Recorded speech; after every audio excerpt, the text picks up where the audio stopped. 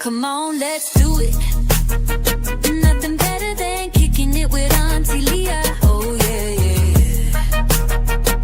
yeah, yeah, yeah, yeah. Auntie Leah is in the house. Yeah, yeah, yeah, yeah. We are kicking it with Auntie Leah. Yeah, let's get it, let's do it. Come on in. Come on in now. So Auntie Leah can do a thing. Yeah, yeah, yeah, yeah.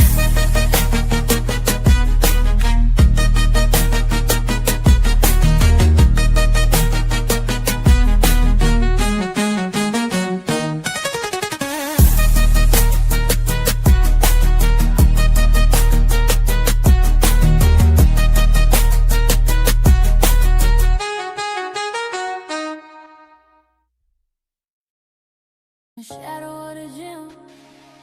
Yo, yo, yo. Welcome back to Kicking It with Auntie Leah. I'm going to do a sound check real quick, guys. Put a 1 in the chat if you can hear me. Put a 2 in the chat if you can't hear me. Welcome back. Welcome to everybody that came to listen to the story. Hey, Yvonne. Hey, Fluffy. Hi, everybody in the building. I really appreciate you guys stopping by to learn about this young man. His name is Kendrick Johnson, who is still waiting on justice today. Tonight we will be talking about him and exploring his case. I just will say that the way that he passed away was tragic, and the cover-up, to me, is the cover-up of the century. So thank you all for stopping by. I welcome you to my channel. Please hit the like button. Please share the live. Please feel free to comment. This community is a very respectful community. Basically, there's no drama. We're serious about learning about these stories. Kendrick passed away January 2013. He actually passed away on January 10th, 2013. He was found January 11th, 2013. And when I tell you this, that the cover-up began immediately. The system was hell-bent on not even attempting to solve his case. And I believe, and my views expressed on my channel is my personal beliefs. Everybody that is mentioned in this video is innocent until proven guilty. I'm not alleging anybody is guilty, but I am going to state my opinion, and I'm going to state it boldly. Because this young man should still be here. Period. Point blank. We got Jay Mizak in the building. Welcome, Jay Mizak, to the building. I can't see you. Your camera's off, but that's all. Everything's okay. Yeah, yeah, I can hear you. Thank you so much for showing up. I know you didn't have to do that. These cases that we've been speaking about lately, they're just tragic and they're heavy. You know what I mean? It's all just sad. And so we're going to get right into this video and let's talk about it. Share your opinions in the comments. If you want to come up, I'll drop the link. It's up to you. But let's all engage because his name needs to be kept alive. Miss Jacqueline Johnson, his mother, has fought hard for his justice in every way, and his dad, every which way they turn, they've been blocked. And you will see in this video that it's an intentional block. They're not even trying to investigate the leads that they receive. They're not trying to solve his case. They're helping on saying it was an accident. Now we know that nobody is going to attempt to go into a mat head first when this mat is taller than you. What would you do if your shoe was at the bottom of a mat? I know I would kick the mat over. I'm not going to try to go down and reach and get it. None of that makes sense. And besides, Kendrick already had on gym shoes. I had someone in my comments arguing with me about, well, poor kid, it was the first day after Christmas break and he just wanted his gym shoes so he can be in gym class. I don't want to hear none of that because he had on gym shoes. Those gym shoes were not that important. Somebody hurt this boy. Somebody intentionally hurt him and rolled him up in that mat. So let's get right into it. I'm going to put the disclaimer on the screen. Basically, all information contained, presented, or referenced in this video is provided strictly for educational and entertainment purposes only. Auntie Leah Productions and its affiliates, partners, or associates expressly disclaim any responsibility, involvement, or participation in the discovery, creation, or verification of any evidence, materials, or claims referenced therein. No portion of this content shall be construed as professional advice, legal counsel, factual certification, so on, so forth. You guys get the grip of it. Let's get right into the video and learn about Kendrick. Yes, yes. Salute to the chat. Salute to everybody. And again, thank you so much for being here. Not feeling the best, but I'm here. Thank you. I appreciate you at all times. All right, guys, let's get right into it. Family, welcome back to Kicking It with Auntie Leah. Tonight we step into a story that has shaken a family, a community, and a nation. A story that is not just about tragedy, but about truth, perseverance, and a fight that refuses to be silenced. Tonight we honor the life of Kendrick Lamar Johnson. This documentary is not entertainment. It is a call for answers. It is a cry for justice. And it is a testament to the power of a family who has carried this burden with unimaginable strength. For over a decade, Kendrick's mother, Ms. Jackie Johnson, his father, Mr. Kenneth Johnson, and his sister, Kendrea Johnson, have stood together on the front lines of a battle that has never been fair, never been easy, and never been simply physical. They have fought in the courts, in the community, and in the spirit, because they know this is deeper than what the world can see. Their fight reminds me of the scripture in Daniel chapter 10, where God heard Daniel's prayer on the very first day. Yet the answer was delayed because angels were battling through darkness to deliver it. This family's journey mirrors that truth, a spiritual battle, a relentless war for justice, a fight where unseen forces have tried to block the truth, but faith, determination, and love have continued to press forward. Tonight, as you watch this film, I ask you to open your heart, keep your mind aware, and let your spirit be sensitive. Because this is not just a documentary. This is a mother's cry, a father's fight, and a sister's unbroken love. This is a family united in truth, refusing to let Kendrick's story fade into silence. This is Kendrick's story. And tonight, we tell it with respect, courage, and the truth that can no longer be hidden. Let's begin.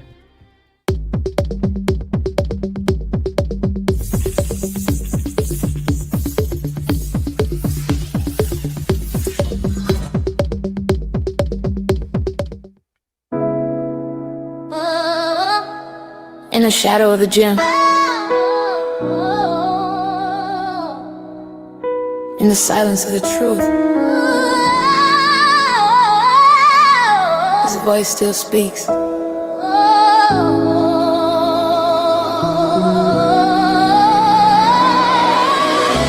mother cried, her father stood, a sister prayed through sleepless night. A son of Georgia, taken young, his story buried out of sight. But you can't hide what heaven sees. You can't kill what God revived. Even in the darkest place, Kendrick's truth is still alive. Say your name, Kendrick Johnson.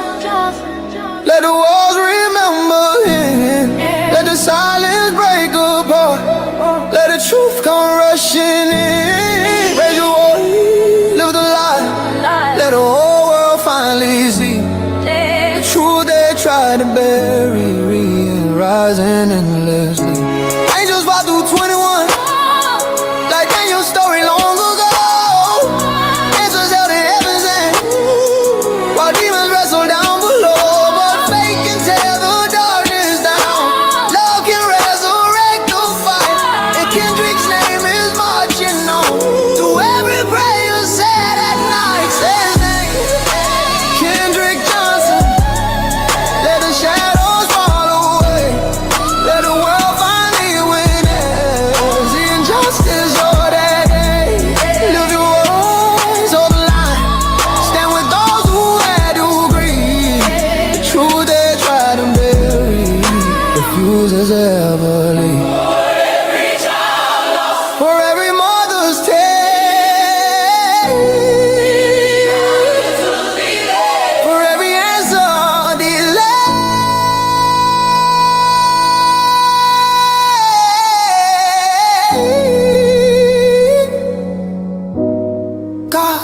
still kneel. Say his name, Kendrick Johnson. No more silence, no more fear. Let his story move the next. Let his justice draw near. Hands raised high, hearts on fire. We declare it while we grieve. The truth they try to bury is something they can't defeat. It's something they can't defeat.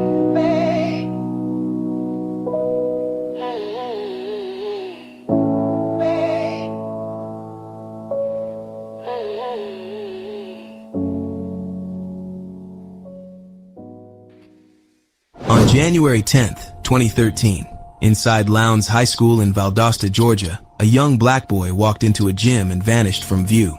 His name was Kendrick Johnson, a son, a brother, an athlete, a child with dreams larger than the school that failed to protect him.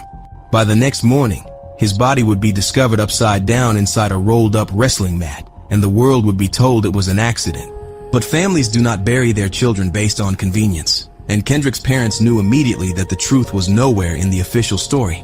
Missing footage, missing organs, mishandled evidence, a timeline that made no sense, and a system that closed its eyes before it ever opened its file. Nothing aligned with the explanation they were given. This is not just the story of a death. This is the story of a cover-up, a fight, a mother's cry, a father's determination, and a community that refuses to forget. This is the story of Kendrick Johnson. On that Thursday morning, Kendrick left his home like any other teenager, carrying with him hopes for the weekend, plans with friends, and dreams stretching far beyond the walls of his high school.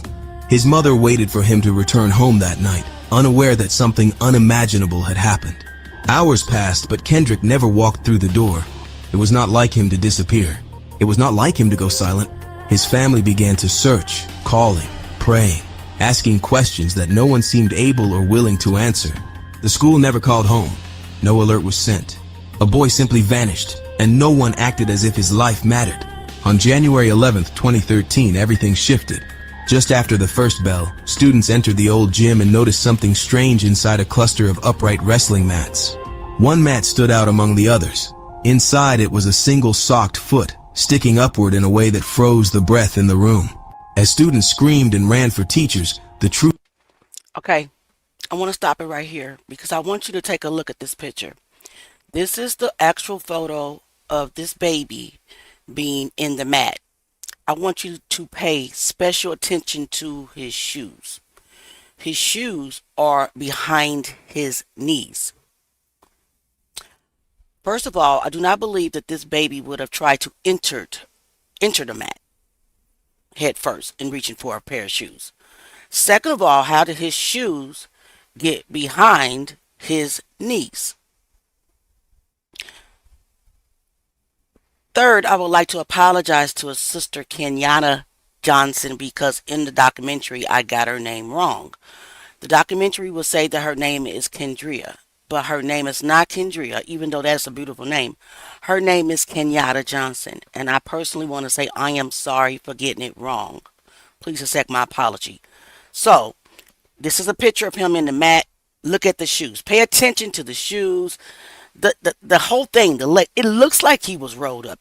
The way that his feet are crossed over, it does not look that he fell in that mat head first. Let's get back into it. Truth became undeniable. A body was trapped inside the mat. When the mat was unrolled, the lifeless body of 17-year-old Kendrick Johnson tumbled out. The silence in that gym was almost supernatural, as if even the air understood that something terrible and unnatural had taken place. Law enforcement arrived quickly, but their conclusion was made even quicker. Within 24 hours, investigators declared Kendrick's death a tragic accident. According to their story, Kendrick had stored shoes inside the wrestling mats to avoid locker fees. They stated he reached into the mat to retrieve one sneaker, slipped inside, became trapped upside down, and died from positional asphyxia. Case closed before it was ever truly opened. Gym mat. Now, authorities initially ruled his death as accidental, suggesting that he fell into the mat head first while reaching for a shoe and suffocated due to the position. Exactly. But his family didn't believe. How does that even make sense? Physically possible? It's not possible. you will see his father, Mr. Hold on. Johnson The Sr. roll of the carpet is so tight you cannot fall into Yes, it. You have been yes, wrapped up in it. yes. Sorry, sis. It's okay. Mm.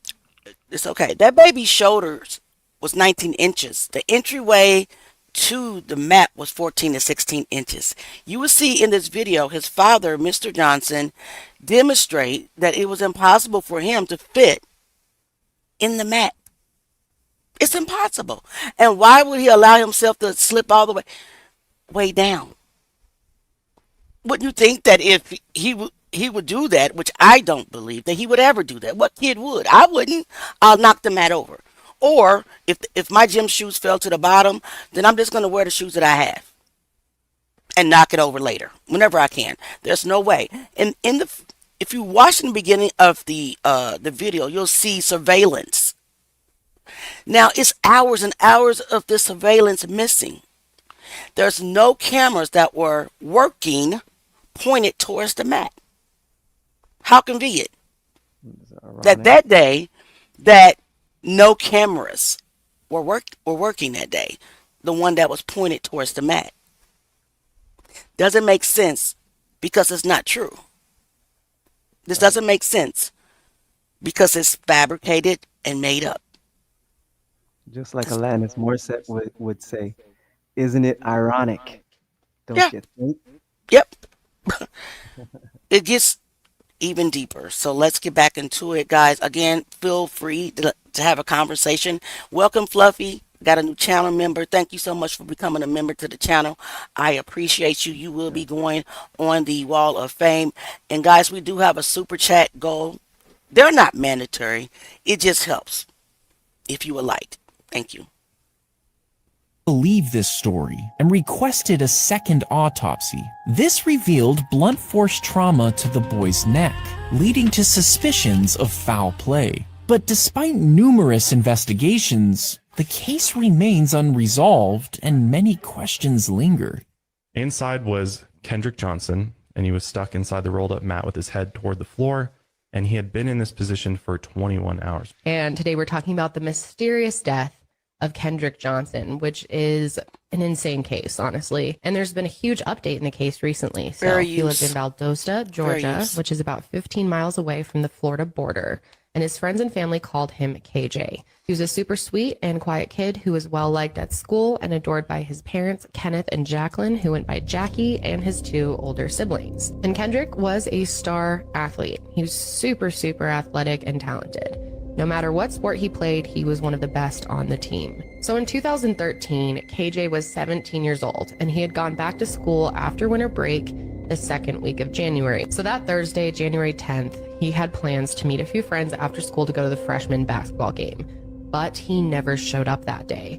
And his mom expected him to come home after the game, and when he was late, she started to worry, of course, because KJ never missed his curfew or snuck out. He was the kind of kid who always called his parents to let them know if he would be, late or if something came up. But by 9:30, she was really starting to panic when she hadn't heard from him.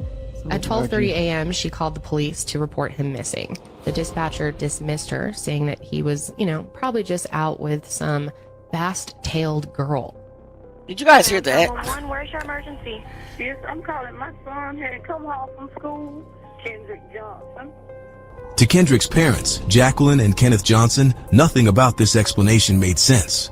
The mat's opening measured 14 inches in diameter, while Kendrick's shoulders measured 19 inches across. Okay. First of all, I feel like that even, with the first 911 call, they began to play in Miss Johnson's face. Okay.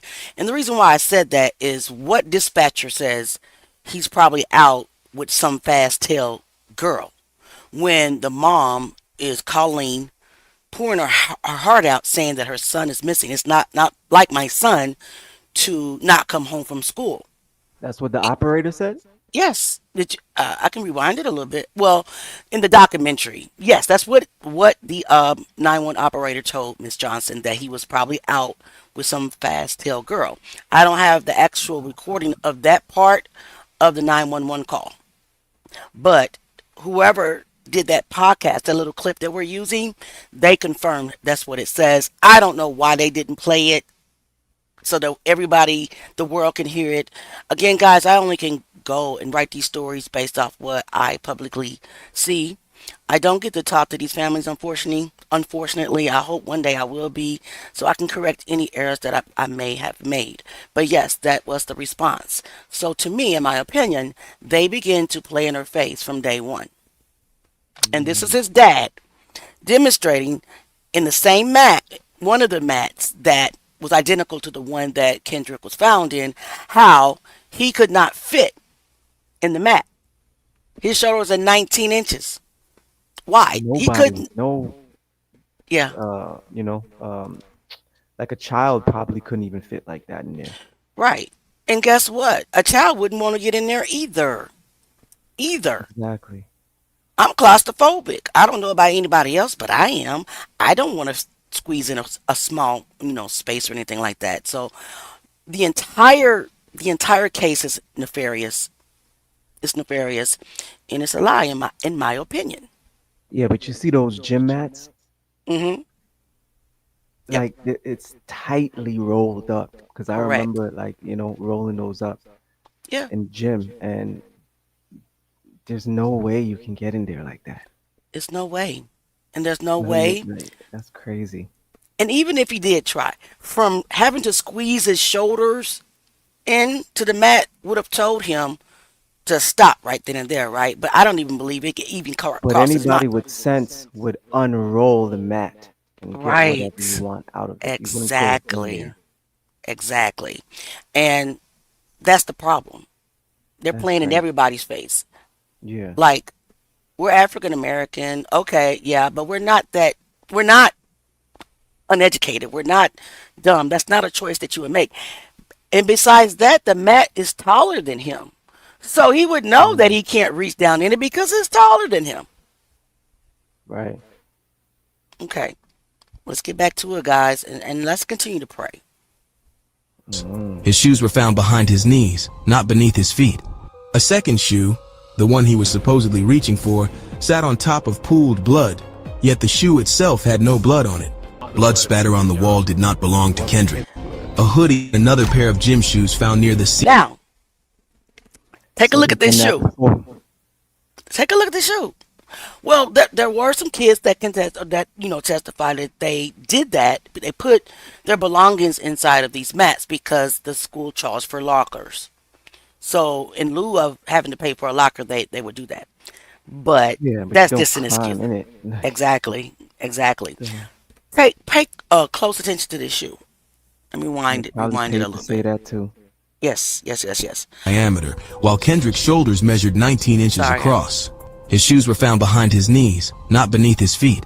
A second shoe, the one he was supposedly reaching for, sat on top of pooled blood, yet the shoe itself had no blood on it. Pay attention to this. This is the alleged shoe that he was reaching for. It's set on top of the blood. It had no blood on top of it. So what does that mean? That means that shoe was planted there after the fact. Because Yeah. if it's blood, and I'm sorry for all the different stuff flashing across the screen because I'm trying to point at things, and of course it's bringing up other stuff. If he was reaching for this shoe and he got stuck and the blood pulled up and began to spill out, because he's upside down, what do you think it would be on top of the shoe? Not under the shoe? How did he get under the shoe? Look at it. Look at the blood under the shoe right here. No blood on top of the shoe. Blood under the shoe.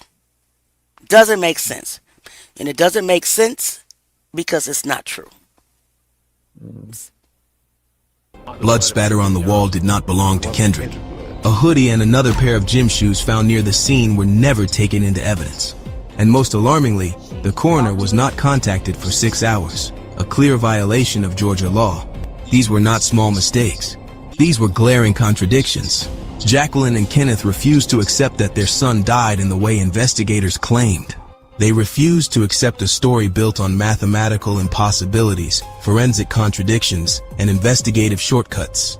A child does not simply disappear inside a school. A child does not die inside a mat without someone noticing.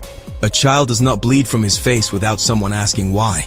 And a child does not become a statistic just because his skin is black and his life is easier to dismiss than to explain. In the days following Kendrick's death, the Georgia Bureau of Investigation conducted the first autopsy.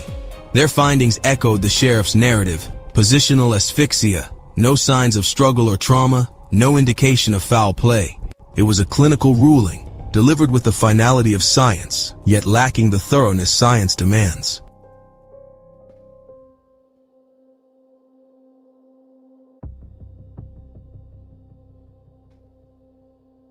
So right now, I'm just giving you a chance to read about the 3 autopsies. The first autopsy performed by the county said that he passed away of positional asphyxia. The second one, the one that the Johnsons ordered, said that he passed away of blunt force trauma to the right side of his neck. The third autopsy said the same thing, even though this synopsis, I can barely say words, said positional asphyxia, but there is another one out there that says also that he passed away of blunt force trauma to the side of his neck. And those autopsies were done by a private investigator, right? Yes, the Johnsons had 2 done, and also the county had 2 done. One by the DOJ, Department of Justice, and one was done by the county. Wow. And then it says he was missing a The death viscera. of Kendrick Johnson in 2013 remains a case marked by controversy and conflicting evidence. Our investigation delves into the official documents to shed light on the timeline of events and the questions that still linger. The initial autopsy by the Georgia Bureau of Investigation listed the cause of death as positional asphyxia. However, a second independent autopsy requested by the family found blunt force trauma. This discrepancy fueled the ongoing debate. Further complicating matters were issues surrounding the handling of evidence, including the discovery of missing organs. These forensic discrepancies have led to multiple investigations and continue to raise serious questions about the initial findings.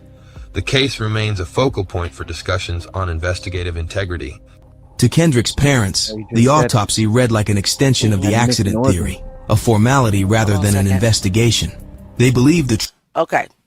Disclaimer, you're going to see one photo of Kendrick's face, and it's not easy to look at. So I advise you to turn away if you don't want to see this. This photo was released by Miss Johnson because she wants the world to see what they did to her baby, just like Melissa McKinney's when she posted the photo of Danye Jones hanging from the tree. So what you're about to see, it doesn't line up, in my opinion, to someone accidentally passing away of, you know what I'm trying to say. I can't get the word. Suffocating. Yeah. Yes, just suffocating. Yep. true story of their son's death had not been revealed. It had been avoided. When Kendrick's body was prepared at the funeral home, the Johnson family saw something that would haunt them for the rest of their lives. His face was brutally swollen, almost unrecognizable. His features distorted in ways that no simple fall could explain. The image spread across the nation, igniting... Okay, so I'm going to stop here real quick. This reminds me of Emmett Till. It reminds me of Emmett Till. I don't believe, in my opinion, that this baby should look like this. No. If it was accidental. No. The other autopsy photos are out there. I could not put them a part of the documentary. You will see that he had bruises on his arms and You can see here. yes, the the right face side and of his the neck. Right. And then also Miss Johnson posted a photo, and I'm going to do a little bit more research into this. I'm dropping like little clips of this story as well. That he had a stun gun marked on his back. So someone used a stun gun on the kid. So how was that an accident? The cover-up of the century. That's what this is. Yeah. Outrage, disbelief, and horror.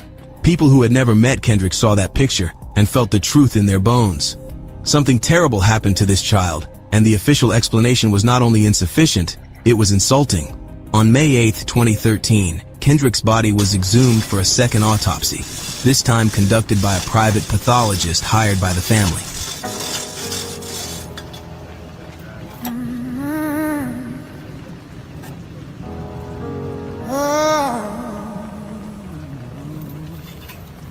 Young Kendrick Johnson, future bride, walks into school then out of sight.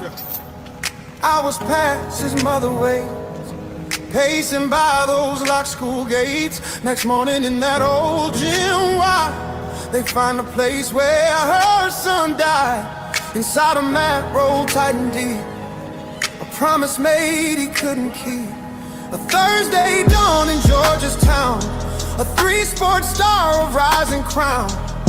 Young Kendrick Johnson, future bride, walks into school then leaves the light. The hours tick, his mother prays, searching through the endless maze. That gym revealed what hearts now keep. A boy lay down in death, not sleep. The sheriff's words came cold and fast, a ruling meant to always last. Positional asphyxia, the papers read, an accident from careless deeds. He reached for shoes, got stuck inside, but something darker lurked behind. Broad-shouldered boys don't slip right through, and camera gaps hid more than truth. Frames missing where the facts should be. A family saw the treachery. They dug him up to seek the truth, to guard his name, defend his youth. But what they found brought new despair. A hollow chest, nothing there. His heart, his lungs, his brain all gone. Stolen before the truth was found, replaced with newsprint, cold and gray. They stole his organs, swept away the proof of trauma from a blow, a murder they refused to show. A lawsuit rose with painful claims, whispering two familiar names. An agent's son's a secret deep, while justice stayed in broken sleep. 100 million for their pain, but courts washed justice down the drain. Dismissed and fined, the family tossed. Another battle fought and lost, yet still inside a fire burned, for every lie and truth unlearned. Years later hope would reappear, a brand new sheriff easing fear. He reopened files for all to read, promising truth would now proceed. A year of waiting, holding breath, hoping he'd right their wrongful death.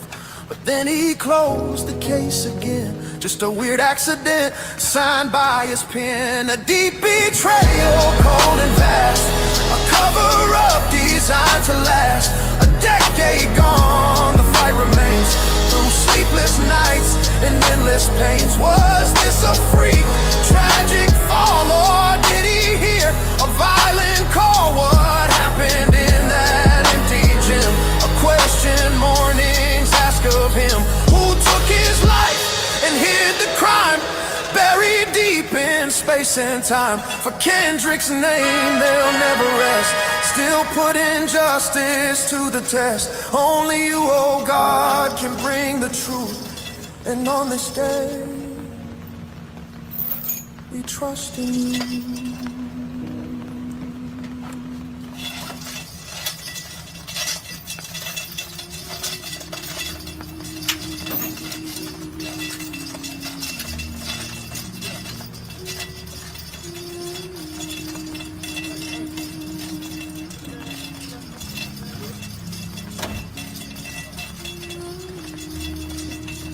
The findings shattered the accident narrative. The independent pathologist discovered hemorrhaging on the right side of Kendrick's neck, consistent with blunt force trauma, not positional asphyxia. The conclusion was clear. Kendrick Johnson did not die by accident. He died because someone inflicted harm upon him. But the most shocking moment came when the pathologist opened Kendrick's torso only to discover that his internal organs were gone. Heart, brain, lungs, liver, everything. Okay. What? Yes. Yes. Organs are gone. What would be the reason that any institution, any coroner, or anyone would get rid of his organs? I already know. So they can't, one, establish the true time of death, two, do a toxology report. They can't do none of that. No, And I my, think it's deeper than that. yeah, Trafficking of hmm organs is yeah, they can be that billions as of well. dollars. Yep, it can be that And for that as them to well. try and cover it up just lets me know that's what it is. Yep. It's so not only did Mr. and Mrs. Johnson and the family, basically the world, because he became the world's baby, um, have to endure this lie that he made a decision to go into a mat head first. They hit him with another blow when they gave them the body with no organs and stuffed him with newspaper. Now Wow. here is something that's very odd because I've learned that you can stuff bodies, with certain items. I think it said something about sawdust or even cotton or something like that. But the fact that they stuffed this young man's body with newspaper tells me that when the funeral home received the body, they were not prepared for it to not to have organs, Mm. or they would have had the proper, stuff there to, stuff the body. But all they can get was newspaper. My question would be to the funeral home: why didn't you notify the Johnsons right away that Kendrick's organs are not with him? They didn't tell them. They didn't tell him. They didn't know until they resumed. Is it resumed or I'm not sure. It's something. Dug the body up to do their private autopsy. They had no idea. They didn't know. Let's get back to it. Missing. In their place was newspaper, dry, crinkled, and stuffed throughout his body cavity. The Johnson family was horrified. Media outlets were stunned. The public demanded answers. How could a child's organs simply disappear? And how could an autopsy be trusted when the very organs that could reveal the truth had vanished? When we got the body for the second autopsy, that organs, the heart, lungs, liver, etc., were not with the body. The Johnsons hired Dr. Bill Anderson to conduct an independent second autopsy. The death of a Lowndes High School student, Kendrick Johnson, has now officially been ruled an accident. Lowndes County Sheriff's officials jumped into action this morning after a student's body was found on the Lowndes High School campus. The Lowndes High School now. There's a dead body out here. Okay, where at, sir? Lowndes High School in the old gym.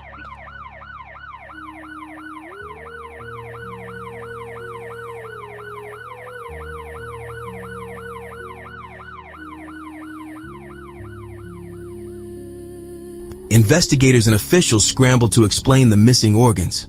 The GBI claimed the organs had been returned to the funeral home after the first autopsy. The funeral home stated that the organs never arrived and that they filled the cavity with newspaper only because that was the condition in which the body was delivered. Did you ever expect you'd have to exhume his body? No, I didn't expect to have to bury his body. How does that In make any June, sense? Kendrick's body was sent to Florida. The Johnsons hired Dr. Bill Anderson to conduct an independent second autopsy. Okay, so nephew, you asked the question, how does that make Yeah, any they sense? said they stuffed his body. With newspaper. Yeah, but can you rewind it just a little bit? Because they said Sure. something else that just slipped my brain. Okay. To exhume his body? No, I didn't expect to have to bury his body. In June, Kendrick's body was sent to Florida. No, a little The bit Jo- more. A little He bit more? said he stuffed his body with newspapers Okay. for The something. Johnsons hired Dr. Bill Anderson to conduct an independent second autopsy. The death of a Lowndes High School student, Kendrick Johnson, has now officially been ruled an accident. Lowndes County Sheriff's officials jumped into action this morning after a student's body was found on the Lowndes High School campus. Lowndes High School now. There's a dead body out here. Okay, where at, sir? Lowndes High School in the old gym.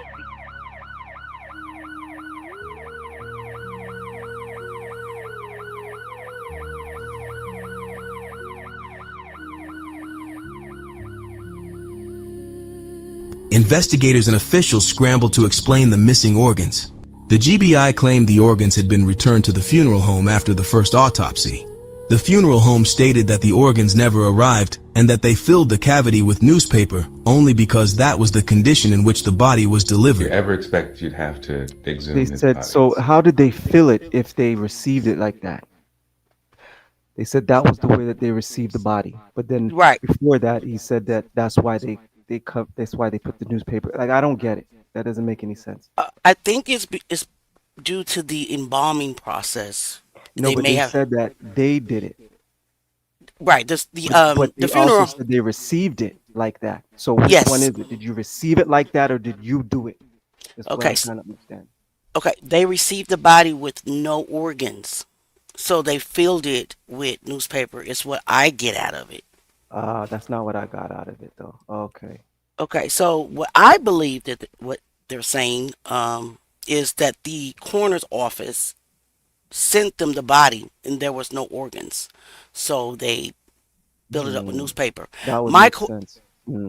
Yep. My I question. mean, it would make sense that they would tell the family first. But they didn't. They Right, covered it up so too. that's the cover up. Yep. They covered it up too.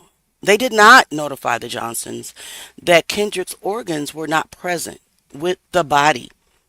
Imagine having to, first of all, bury your son, just like she said, and then having to dig him up for an autopsy, not once but twice, but digging him up the first time, you discovered that you didn't even get to bury all of your baby because they took the organs.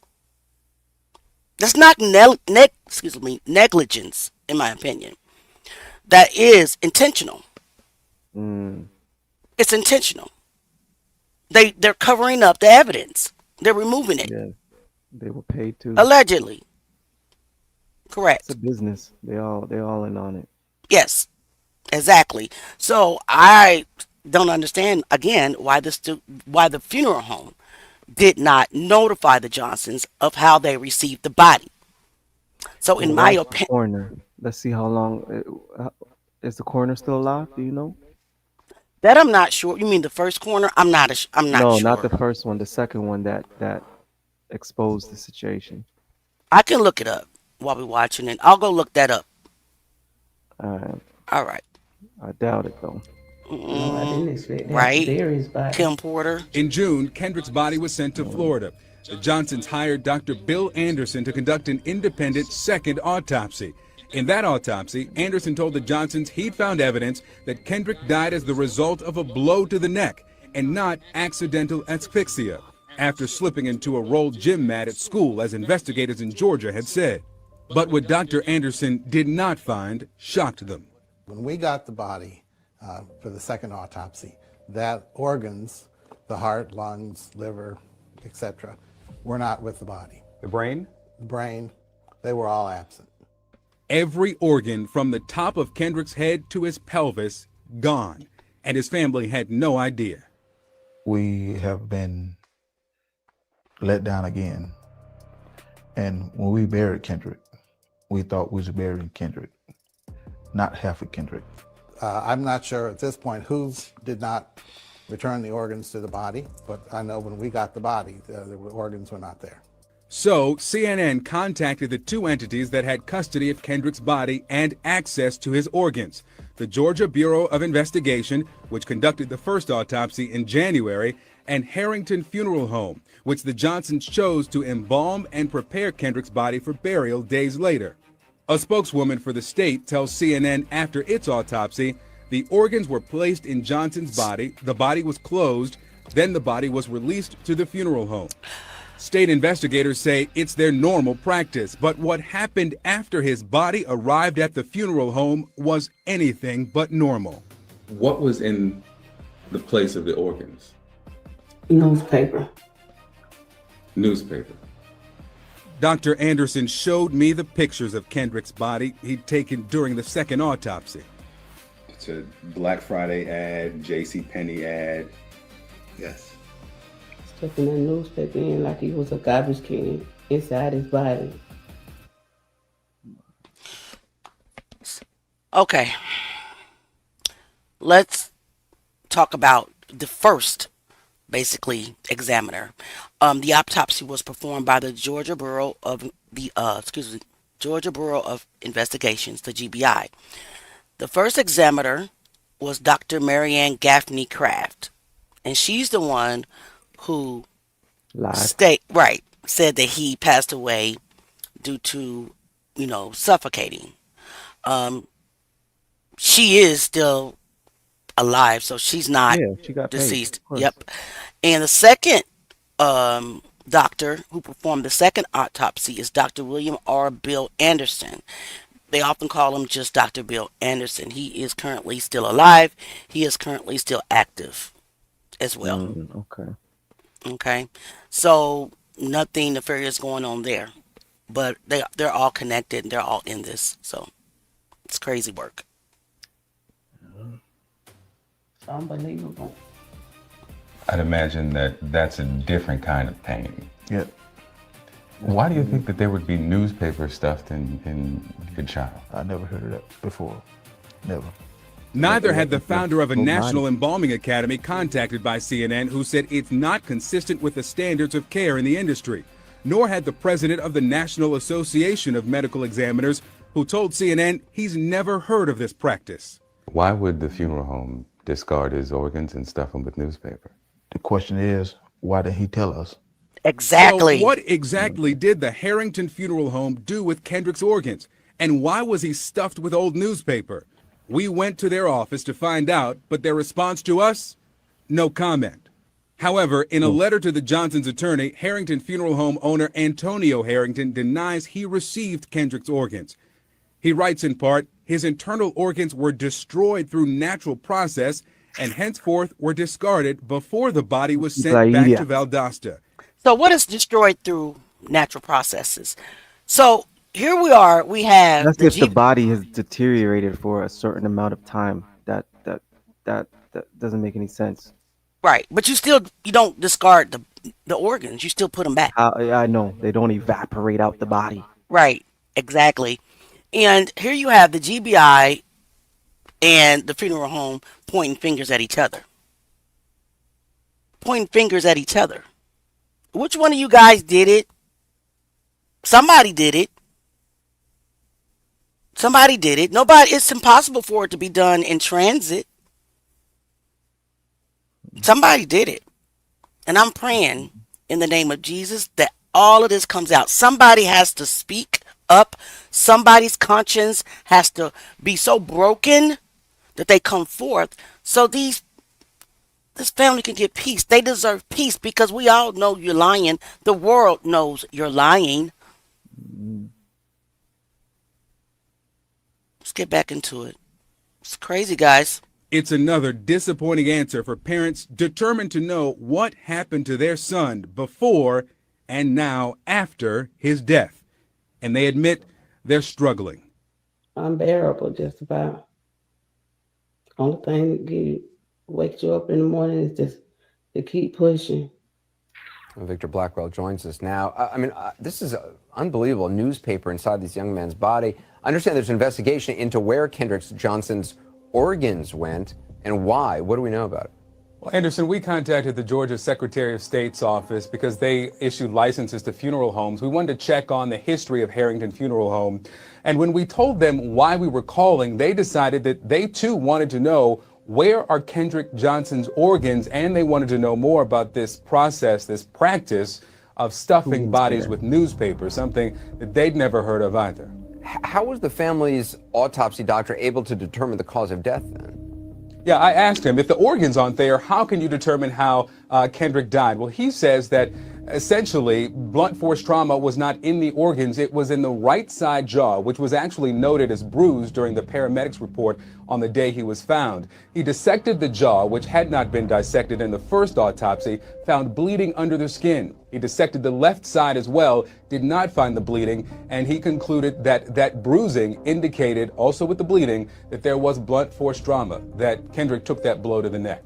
You know, Victor, one thing I hadn't noticed, and actually a viewer who works in gyms noticed and tweeted me about this the other day, was that it looks like all the mats are rolled really tightly, except for the one that Kendrick was found in. That seems to have had a large opening. The coroner then insisted the organs were too decomposed and were discarded before embalming. 3 explanations, 3 contradictions. 1 truth, the organs that mattered most to determining Kendrick's cause of death were gone forever. In 2018, Kendrick's body was exhumed yet again for a 3rd autopsy. And once again, the findings supported what the Johnson family had known from the beginning. This autopsy concluded that Kendrick had suffered injuries consistent with being struck with a dumbbell or similar object. For the 3rd time, science contradicted the accident narrative. So, Kat, I couldn't find the first autopsy. I have a copy of the second one. If anybody wants that, I can provide that. I was able to find a copy of that, but the first one I was not able to obtain. I just have basically a summary given by the sheriff that was forced to reactivate the case and do a investigation again. He was a part of the good old boy cover-up, so that was, pointless. Of course, he's going to stand by the first decision and stand by the first autopsy because they're all a part, allegedly, of the cover-up. So, for the 3rd time, truth rose above convenience. And for the 3rd time, officials refused to reopen the case. A mother should never have to bury her child. A mother should never have to exhume him once, let alone twice. I remember looking at my baby in that funeral home, and I knew, deep in my spirit, that somebody hurt my child. I knew that what they told us was a lie. God gave me a mother's intuition, and that I'm sorry, Jay, what did you say? Why would they refuse an investigation? Because they want the 3rd time. Yeah, they're covering it up. They're all a part of it, allegedly. A part of this huge cover-up. Now, as we get deeper into the documentary, we'll get into the prime suspects. And you'll learn that the suspect's father was, at that time, he's now retired, an FBI agent. FBI agent. Think about it. Yep. Whose father was that? The suspects, Brian and Brandon Bell. As we get further into the documentary, you'll learn about them. Okay. Okay. All right. Intuition screamed the truth long before the evidence proved it. When they told me his organs were missing, my heart broke again. When they told me the cavity was filled with newspaper, I felt the breath leave my body. They treated my son like he was nothing. They treated him like his life did not matter. But let me be clear, Kendrick mattered. Kendrick matters. And as long as there is breath in my lungs, I will fight for my son. I will fight every lie. I will fight every cover-up. I will fight every person who thinks they can bury the truth. Because I am his mother, and a mother never stops fighting for her baby.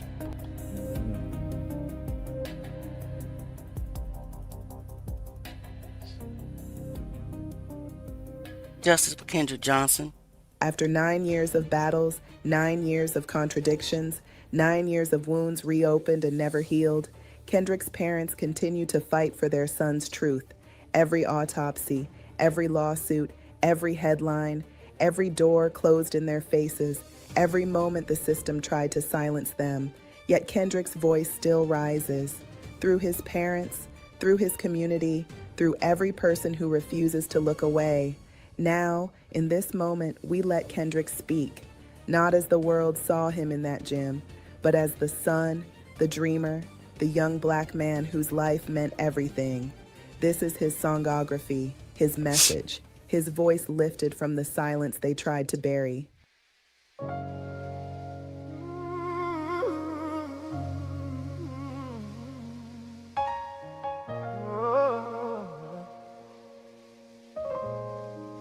Oh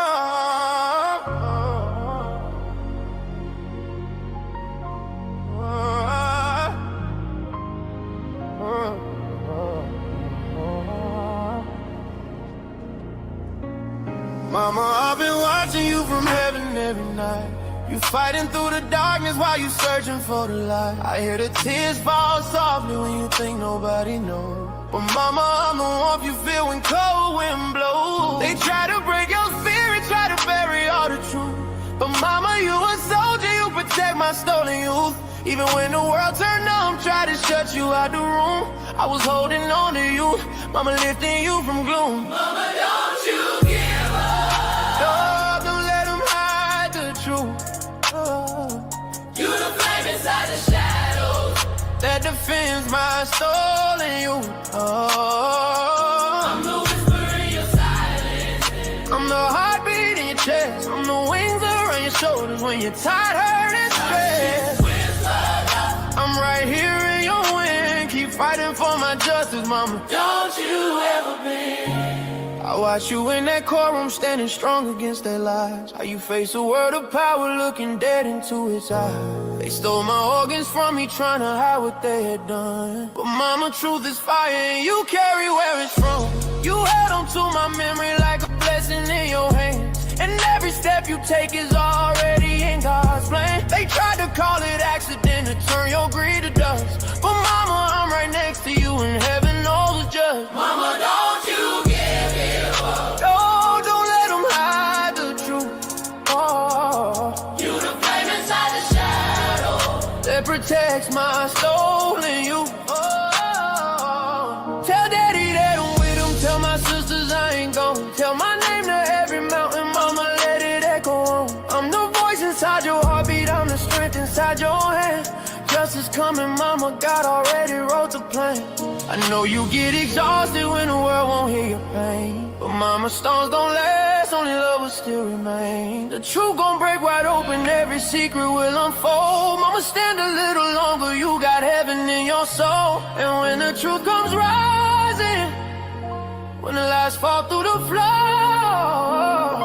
mama, I'll be right beside you, just like I was before. Mama, don't you give. Oh, don't let them stop the fight. Oh, you the warrior in the darkness. You the keeper of my life. Oh, I'm the whisper in your spirit. I'm the fire in your chest. I'm your son forever, mama. Your love's what makes me rest.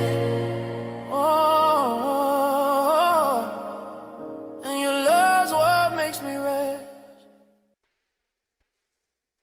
From the beginning, Kendrick's parents believed the investigation into their son's death was rushed, careless, and incomplete. Evidence that should have been collected was left behind. Witnesses who should have been interviewed were ignored. Leads that should have been explored were dismissed. The sheriff's office locked onto the accident narrative before performing a single forensic reconstruction, before interviewing Kendrick's closest friends, and before considering the possibility of foul play. To the Johnson family, it felt as though the investigation existed not to uncover the truth, but to contain it. Lowndes High School provided information reluctantly, slowly, and at times, incompletely. Surveillance footage was missing. The school's timeline of Kendrick's movements shifted repeatedly. Students were cautioned about speaking to the media. Some admitted they were afraid to come forward. To Kendrick's family, this did not resemble a community devastated by tragedy. It resembled an institution protecting itself, a place more concerned with reputation than responsibility. Among the earliest and most persistent whispers surrounding Kendrick's death were those involving two brothers, students at the school, whose past conflict with Kendrick was well known among peers. Some students spoke quietly about a fight over a year earlier. Others mentioned tension that never fully died.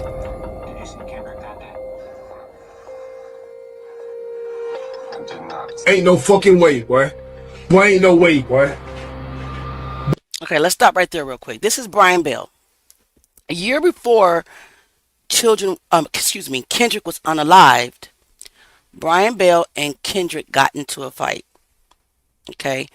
Brian Bell pulled Kendrick's dreads and they got into a fight. This is him lying, saying that he did not see Kendrick that day. Well, also, this is him standing right next to Kendrick, not in a friendly way. They're walking into the school. So He's just a few feet away from you. How did you not see Kendrick, Mr. Bell? I would love for you to come on the show and tell us how you missed Kendrick with his yellow folder walking next to you. Liar. And you'll see later on in the video, it'll be, the actual interview. I want you guys to pay attention to his eyes when he lies. He can't look at the interviewer in the face. So let's keep going. Mr. Bell and your brother Brandon Bell, allegedly. Boy, ain't no way, boy. Boy, ain't no way, boy. Boy, ain't no way, boy. School surveillance video captures Kendrick Johnson at lunch for what would have been his last meal on the day of his disappearance. Less than 24 hours later, his lifeless body would be found in a... Okay, this is Kendrick Johnson at lunch. I want you to pay attention to this guy. I don't know who that is, and neither does this video tell me who it is. But he's going to walk past Kendrick and hit him. Now, I can tell that he's not Kendrick's friend because the way Kendrick reacted. He didn't react in an aggressive way or anything like that. He kind of just moved out the way, and he's looking around. He's looking around like he knew, as if someone was after him or something that day, in my opinion. A rolled up gym mat, leaving lots of unanswered questions. And while more than 100 students cooperated with investigators, only 2, according to the case file, refused. Yes, they did not say who that kid was, and I can't make him out. But he walked past Kendrick and kind of just hit him, and Kendrick just did like this and pulled up his pants, and he kept looking around. Are you paying attention to his body language? He's looking around as if he's watching out for somebody, if that makes sense. I'm going to rewind it a little bit. Yeah. So you can see what I'm saying. He died. In his neck or something. Ain't no fucking way, boy. Boy, ain't no way, boy. Boy, ain't no way, boy. Boy, ain't no way, boy. Boy, ain't no way, boy. School surveillance video captures Kendrick Johnson at lunch for what would have been his last meal on the day of his disappearance. Less than 24 hours later, his lifeless body would be found in a rolled-up gym mat, leaving lots it looked like of it was Brian Bell, questions. if you ask me. And while more than 100 students cooperated with investigators, only 2, according to the case file, refused to talk to police. The 2 were former Lowndes High School wrestler and now... I feel like it was more malicious than that. I didn't hear you. What did you say? I said I still feel like it's bigger than this kid, but I guess I don't know all the details. Yeah, we don't know all the details yet. We're just getting started. This story takes multiple lives. It's so much more out there that I could not fit into this video. So that's why I have separate little videos going in deeper into different situations, like the lie that Brian Bell told on the news and that he's still telling today, even though we have this clip of them almost walking simultaneously into the school together. Yeah, and we can tell, and he will lie and say that they're friends. They're not friends. You can tell. Because if they were friends, wouldn't you think Kendrick would be walking right next to him into the school and they'll be laughing, talking, and stuff like that? No, that's not what happened. That's not what happened. And plus his family has attested that they were not friends. And I believe the family. I believe them over anybody. Right. 18-year-old Brandon Bell and his younger brother, a classmate of KJ's. According to a 500-plus page case file, their father is FBI agent Rick Bell, who referred investigators to his son's attorney, and he advised them not to talk to police. Those interviews may have been relevant as students told investigators Johnson and the younger Bell boy, both varsity football players, had a fight on a school bus on the way to a game the year before, suggesting a simmering feud. Still, police reached out to Agent Bell a second time about talking to his sons. His attorney stated after consulting with the father of Brandon Bell and his brother, he had advised them not to make a statement, and therefore the pair would not be meeting with investigators. Meanwhile, a closer look at the attendance records of the younger Bell boy on the day of KJ's disappearance shows he was not tardy or absent. As for the older brother, Brandon Bell, student records show that he and other wrestling team members were excused from 3rd and 4th block classes in order to attend a wrestling tournament 2 hours away in Macon, Georgia. While it's unclear when exactly the team left campus, the court-ordered release of surveillance video shows... You see Brandon Bell. Brandon Bell. Now, he is walking through a hall with a white trash bag of clothes. If you notice prior to, you see him walking to, I think it was the gym, I'm not sure, from the gym. I'm not 100% sure on that, but he's walking in the hallway, you see surveillance. He changed clothes, he put it in a white trash bag. I'm sorry, I was in high school. I had to change clothes as well for sport events. I never had a trash bag for my clothes because a trash bag is disposable. That's what it's for, trash. So why did you change your clothes, Brandon? He's going to say that it was due to him going to a wrestling match. I don't buy it because honestly, to me, in my opinion, you got the same type of clothes on. You don't have on your wrestling gear. Right. You don't have on your wrestling gear, sir. I would love for you to answer that question, Mr. Bell. So the teachers let him out of class early that day. Right. It's a lot of lies. A lot of them. Interesting. Now watch him walk through this hall. To me, it looks like he's carrying trash or he's going to throw those clothes away. Why use a trash bag? You don't do that. You bring your gym bag or something. So was that those are the clothes he changed after he hit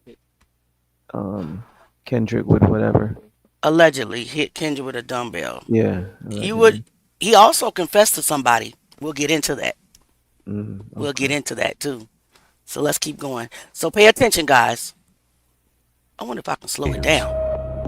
Meanwhile, a closer look at the attendance records of the younger bellboy on the day of KJ's disappearance shows he was not tardy or absent. As for the older brother, Brandon Bell, student records show that he and other wrestling team members were excused from 3rd and 4th block classes in order to attend a wrestling tournament 2 hours away in Macon, Georgia. While it's unclear when exactly the team left campus, look at his clothes. The court-ordered release Look at his clothes. Surveillance video shows Brandon numerous times the day KJ went missing.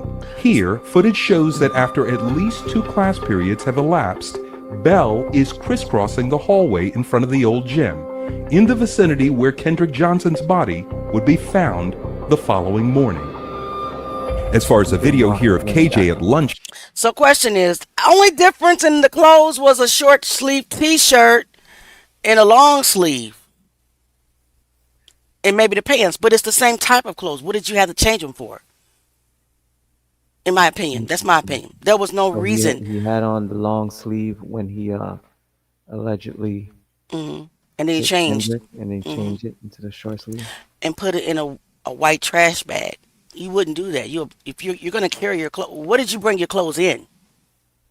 Did you bring them in a white trash? Investigators didn't check the trash and see what was in the bag. Because they didn't want to. They're all in it. I mean, the parents of the bellboys, prominent people in the community, their dad was an FBI agent. Respected FBI agent. We know how law enforcement is, allegedly. They'll go to the extreme to allegedly cover something up. It has to be a whistleblower that's going to have to come forth. And I believe that it will one day be a whistleblower that will come forth. Because they ignored everything else. We'll get into it. You'll see it was several things that happened that should have been investigated, but they chose not to investigate it. Because they don't want to investigate it. They want to stick to the narrative that Kendrick Johnson passed away by a freak accident. We're not buying it, though. Because it's not true. We have confirmed that at least one wrestling team member who was going to that tournament is in the lunch line just ahead of KJ. Did you hear that? Facts, Yvonne. Did you hear that? So Brandon Bell says that they were My end already is gone. chipping out. So It's not on my end. I don't. now it's the back lag. Nah, I'm I not. can hear myself like 2 seconds after. You sound My fine bad. to If me. you're fine, can y'all hear? Can y'all see? Can y'all hear and see Auntie fine? I believe so. Can everybody hear Auntie? Yeah. All right. Okay, so Brandon Bell said that they were at the tournament. Did you hear what this guy just said? That right in front of Kendrick in the lunch line was a student that's on the wrestling team tournament. So they had not left yet. Okay. So let me rewind it just a little bit so you can hear what I'm saying. In the vicinity where Kendrick Johnson's body would be found the following morning. As far as the video was here of running back KJ and at forth lunch, close to we the have station. confirmed that at least one wrestling team member who was going to that tournament is in the lunch line just ahead of KJ. So if the wrestling team member is in the lunch line right in front of KJ, how was the wrestling team gone? How was it gone? They wasn't. No, they didn't. They didn't leave, but the teachers had let them out of the class early. They said, right, 2 hours early, or not 2 hours early. It takes them 2 hours to get to the tournament. Right. But Brandon Bell said that at this time that they were already on their way to the tournament. How is that when you have a wrestling team member standing in front of Kendrick? Right. The discrepancies and the lies are nefarious. Let's get back to it. And in a town where power often runs in families, the fact that their father was a longtime FBI agent only deepened the Johnsons' suspicion. The parents believed this lead deserved full investigation. But instead of digging deeper, officials brushed it aside, insisting there was no evidence, even though they never fully sought any. To the Johnson family, this felt deliberate.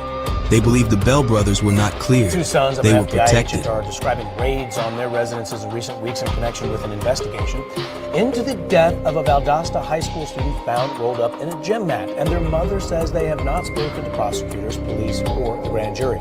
Now they've talked to Channel 2 investigative reporter Mark Winnie.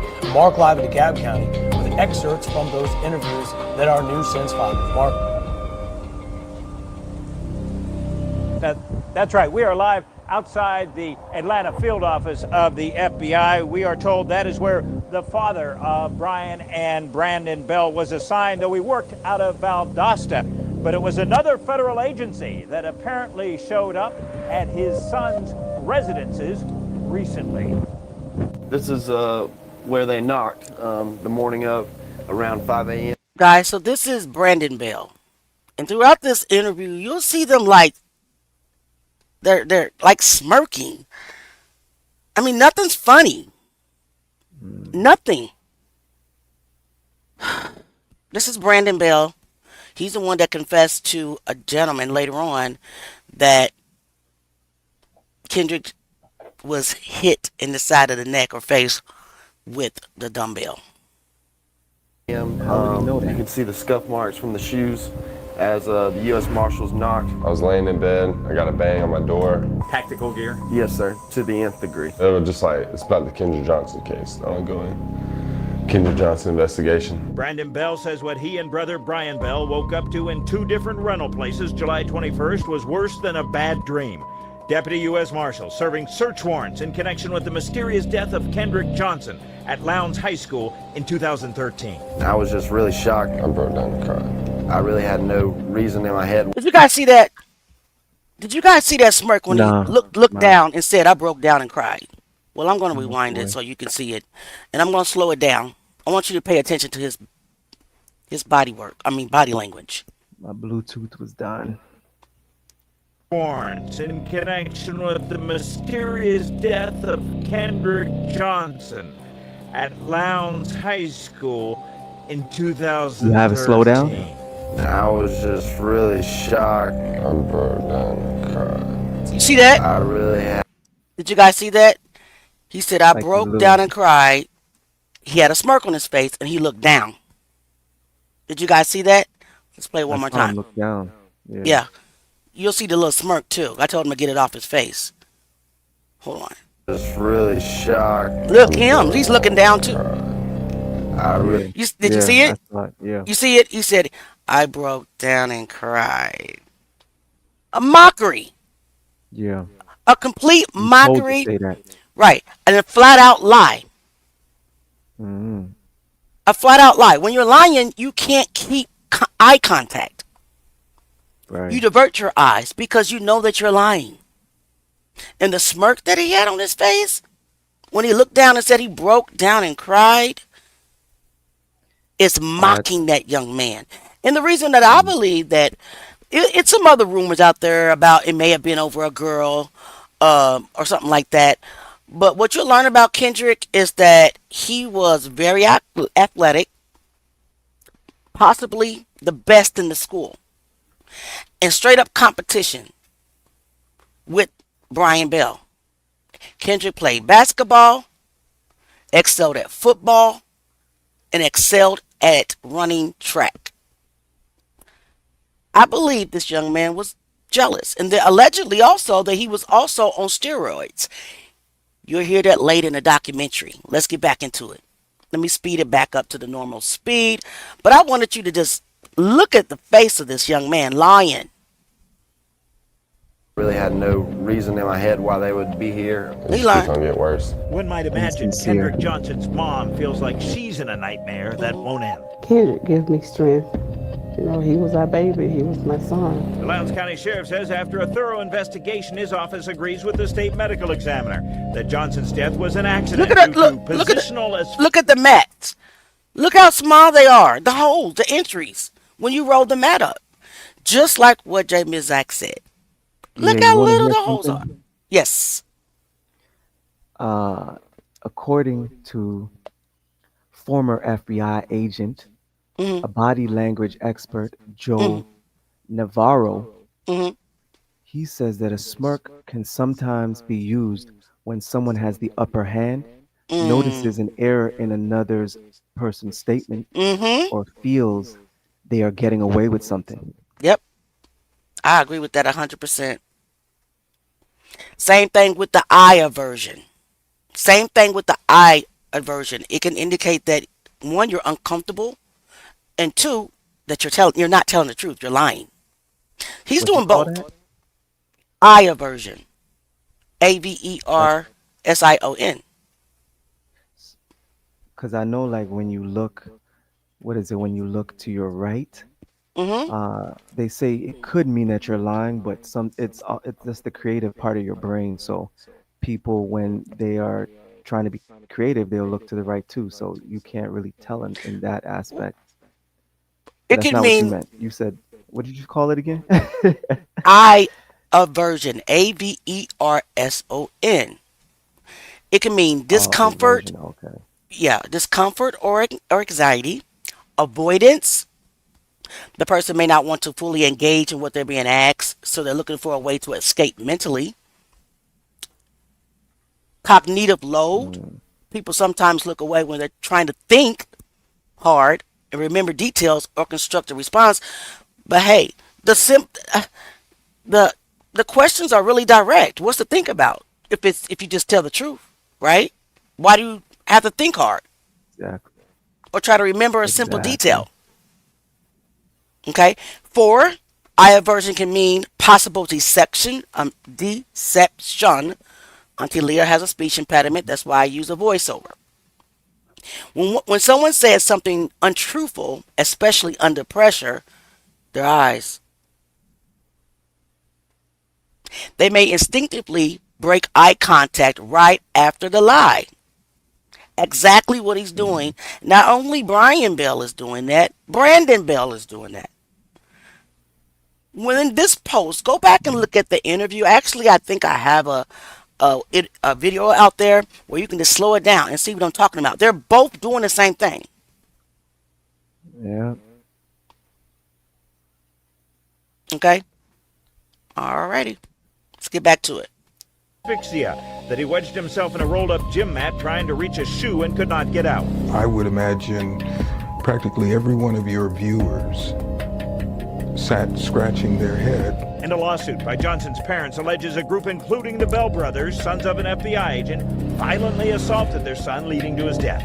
My only angle is to find justice for my son. But the Bell civil attorneys, Patrick O'Connor and Bryce Ladson, say the July 21st search warrants sought text messages, emails, and the like relevant to alleged witness tampering and obstruction of justice. Is it possible you were involved in any witness tampering or obstruction? No, sir. In no possible way whatsoever. Have you obstructed? Why did he look away? Did you guys see him look away? Could you just rewind it 10 seconds? Yep. I'm gonna slow it down. Yeah. Okay. Pay attention, guys. Is it possible you were involved in any witness tampering or obstruction? No, sir. See? In no possible way whatsoever. Have you Watch this one. obstructed justice in any way? No. Have you tampered with any witnesses? Tried to influence anybody? Tried to stop somebody from talking in the Kendrick Johnson investigation? No. Where our viewers can look in your eyes. Did you have anything to do with the death of Kendrick Johnson? No, sir. I think it was the brother. Nor me or my family had anything to do with his death. Can't speak for your family. Bell. What did you say? For yourself. Nephew? No, I said, you see, I don't think it was the older brother because he wasn't in his class. It was the younger one. He's more acceptable to be jealous of him. But I do believe that, right. But I do believe that the older brother was a part of the covering up, the rolling, allegedly, guys. But I was talking about the actual incident, like of the hitting of the dumbbell. He had confessed that he was there. You'll see it. Oh. There is a witness that came forth. They keep brushing it off. That said Brandon Bell told him what happened and described it to the T. And it was a notarized affidavit of truth. We have that in this documentary, so it's coming up soon. We'll get into that. But guys, I wanted you to pay attention to the body language, and I wanted you to pay attention. Look at him right now. Look at Brian Bell to the left. He's biting his nails. See it? Yeah. He's nervous. Sorry about that, guys. Let's keep going.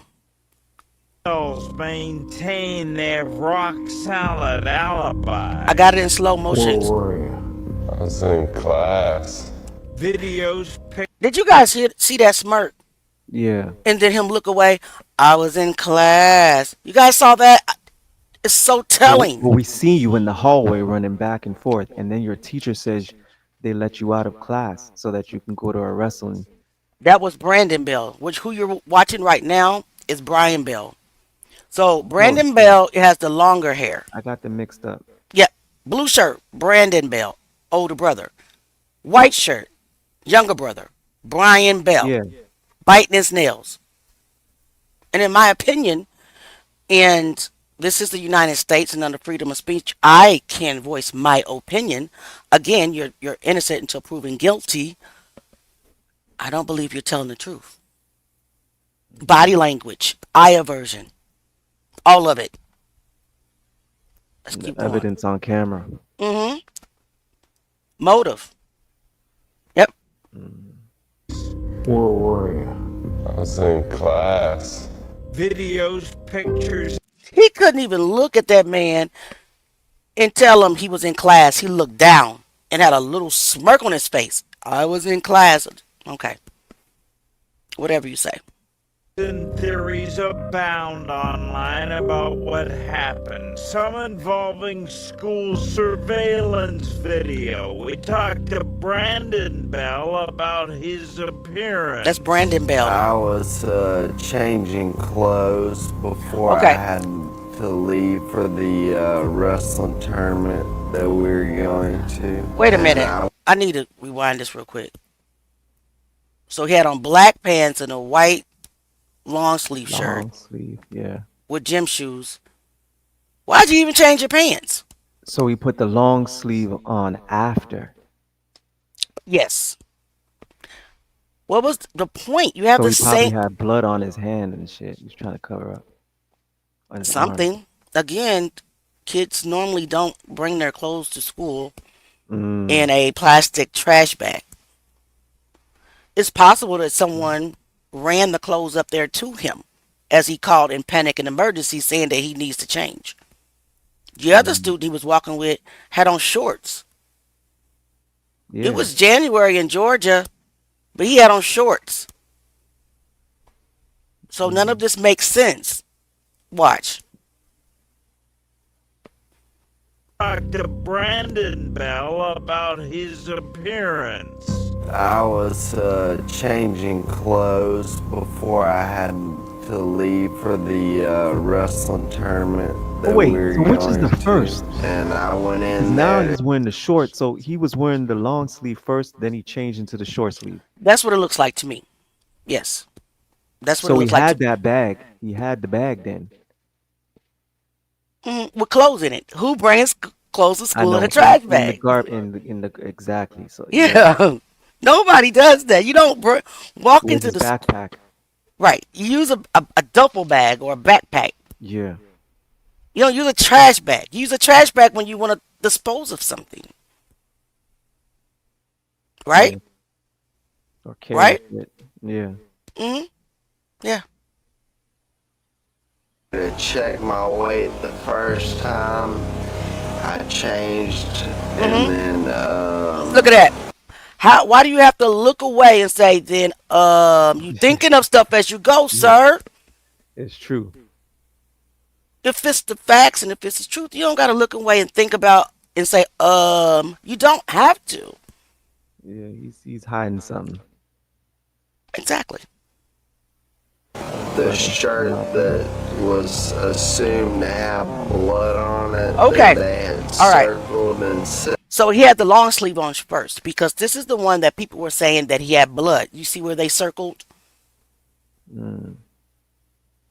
Yep. So he had the long sleeve in black pants or navy blue pants on first, and he changed into the short sleeve in tan pants. Why did you have to change your pants? You don't, why did you have to change it all? Exactly. Exactly. You change when you get there. Yeah. It just doesn't make sense to me. And again, why is your stuff in the white trash bag? Let's get back to it. I'm sorry, guys. I may get stuck on this part, but Do you know if he's left-handed or right-handed? Yeah, I I think he's don't know. left-handed. Yeah, it looks Oh, like in the he's left. bag. Well, I will. No, I'm right-handed, and because I'm right-handed. I will hold the bag in my left in hand. your left hand. Because I need my right hand to open doors or do other functions while I'm Yeah, holding my that's right. bag. So it's just crazy. So It he's doesn't. right-handed. Yeah. All right. So then that makes sense of why he has blood on his right hand, on his right arm. Yeah, but they just said that it's not blood. But honestly, they didn't do any test on anything. You'll see. Said blood. It actually said RLX. It's a type No, it had no of writing on it. I'll Mhm. get your side You know, writing on it. Watch this. Watch this. Because Pay attention to him. This is Brandon Bell. I finally, like, we've just been sitting here. Like, not just letting everybody else talk. You know, it's hard time to talk. Now you want to be the victim. Oh, let me speed this up a little bit. Now, Bring it back to March normal. 2013 document in the file suggests an attorney told the sheriff's office that after consulting with the father of Brian and Brandon Bell, he advised them not to make a statement. We are posting extensive raw video at WSBTV.com, and tomorrow on Channel 2 Action News at 5, video identified as a raid on the home of FBI agent Rick Bell, and what his wife has to say about whether the level... Pay attention to the date on this raid, this video. 2015. Right, that's 2.5 years later. You decide to go raid them. You gave them 2.5 years to hide evidence, to dispose. Right. So don't try to come and act like, oh, we're trying. You're just doing that. You're just doing that to please the public's outrage. But you didn't please our outrage because we're still outraged. 2.5 years later, they decide to raid. Nothing's there no more. But you knew that before you went. Of force on display was appropriate under the circumstances. Remember, that's tomorrow on Channel 2 News at 5. Reporting live outside FBI headquarters in DeKalb County. Mark Winning, Channel 2 Action News.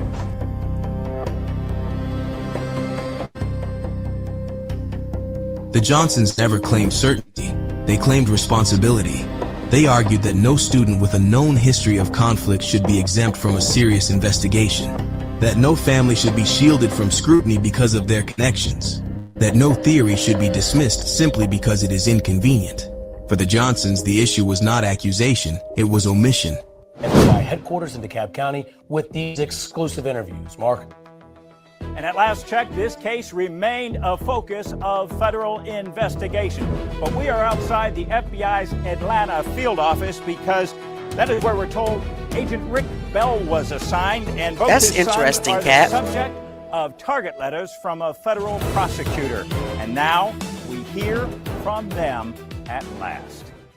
And that's my photographer to push in tight. Pay attention, guys. Okay. Our viewers can read your expression. Did you have anything to do? Why did he have to prime him before the question? Good question. He wanted to tell him that he was going to have the cameraman zoom in. Yeah. You gave him enough time. Yeah, to think about it, and he's still dumb. But he's still no, right. Yeah, nothing about nothing. But it's very hard to lie with a straight face. Trust me. Yeah, and it's evident again. You're absolutely right. The interviewer warned him that they were going to zoom just in. before that, I didn't want to say anything. I was going to say that he looked like he's in on it too. They all in on it. Act like he's helping, but really, you ain't doing. There's a whole entire person that did a podcast under the guise of being for the Johnsons. You'll see that as well. Under the guise of wanting to find justice. But yet really, it's inconclusive. They wanted to debunk them. Yes. You'll see it. It's in here. Okay, guys, pay attention to his body language, his eyes, and his voice. His whole demeanor. The death of Kendrick Johnson. No. You look down. He's like one of my good friends. You look down again. It looked like he even at the time of his death. Even at the time of his death. You know, every word we broadcast of this is going to be scrutinized by the blogosphere, the Twitter sphere, and so on. Jay, there was another preparation. Giving them, letting them know, hey, be careful what you say because, anything you say is going to be scrutinized by the bloggers, by Twitter, blah, blah, blah, blah. In other words, that's what, in my opinion, this interview is saying. He knows his father. And just like Kat says, didn't they invoke their Fifth Amendment right? They did. And they spoke after the fact. And that is very disturbing. You're right. Yeah. You're 100% accurate. And he's standing there like he has been taught and memorized a whole speech. This whole stance. is telling the story. Yes, sir. It should be. And I want everybody to know the truth. And I mean, they can ridicule me and they can. Look at him. They can say whatever they want, but Why do you have to look up and try to think about what you're saying? If you're innocent, in my opinion, you just look and you say it doesn't matter. I know I'm telling the truth. I mean, he's looking all around, thinking of words to say. in the end, the truth will prevail, and everybody will find that me and my brother have been innocent and always will be innocent. Have been or are. We've just heard what family attorney. It's something else that will be interesting in this interview. Brandon Bell, when asked about have you prayed for the Johnson family, he said yes. He then went on to say, I hope they have found justice instead of find justice. I thought that was really odd. I pointed it out. Attorneys acknowledge sheriff's deputies, the GBI, and a federal grand jury have not heard brothers Brian and Brandon Bell You see that laugh? answering That little questions. Yes, I did. No always holds smirking. barred. Always. About the mysterious Nothing's death funny. of Kendrick Johnson Nothing. in 2013. He was the laughter of our house. He was the joy of our house. And Okay, now hold on. he gives us strength to keep fighting. The Lowndes County Sheriff says after a thorough investigation, his office agrees with the state medical examiner that Johnson's death was an accident due to positional asphyxia, that he wedged himself in a rolled-up gym mat trying to reach a shoe and could not get Look out. at the gym mat. Kendrick Johnson's said mom that? takes issue with that. Are you more convinced? I'm sorry. Who said that again? The coroner? Yeah, the GBI, the medical examiner. Wow. The first one. That's crazy. allegedly involved in this alleged cover Oh up no, of the century. definitely. It just shit. Yeah, It's clear to me. it's sad. It is. It's sad. Today than ever that KJ was the victim of foul play. Yes. And with some of what the Bells say. No, they weren't friends. And in a lawsuit, Johnson's parents allege a group, including the Bell brothers, sons of an FBI agent, violently assaulted their son, leading to his death.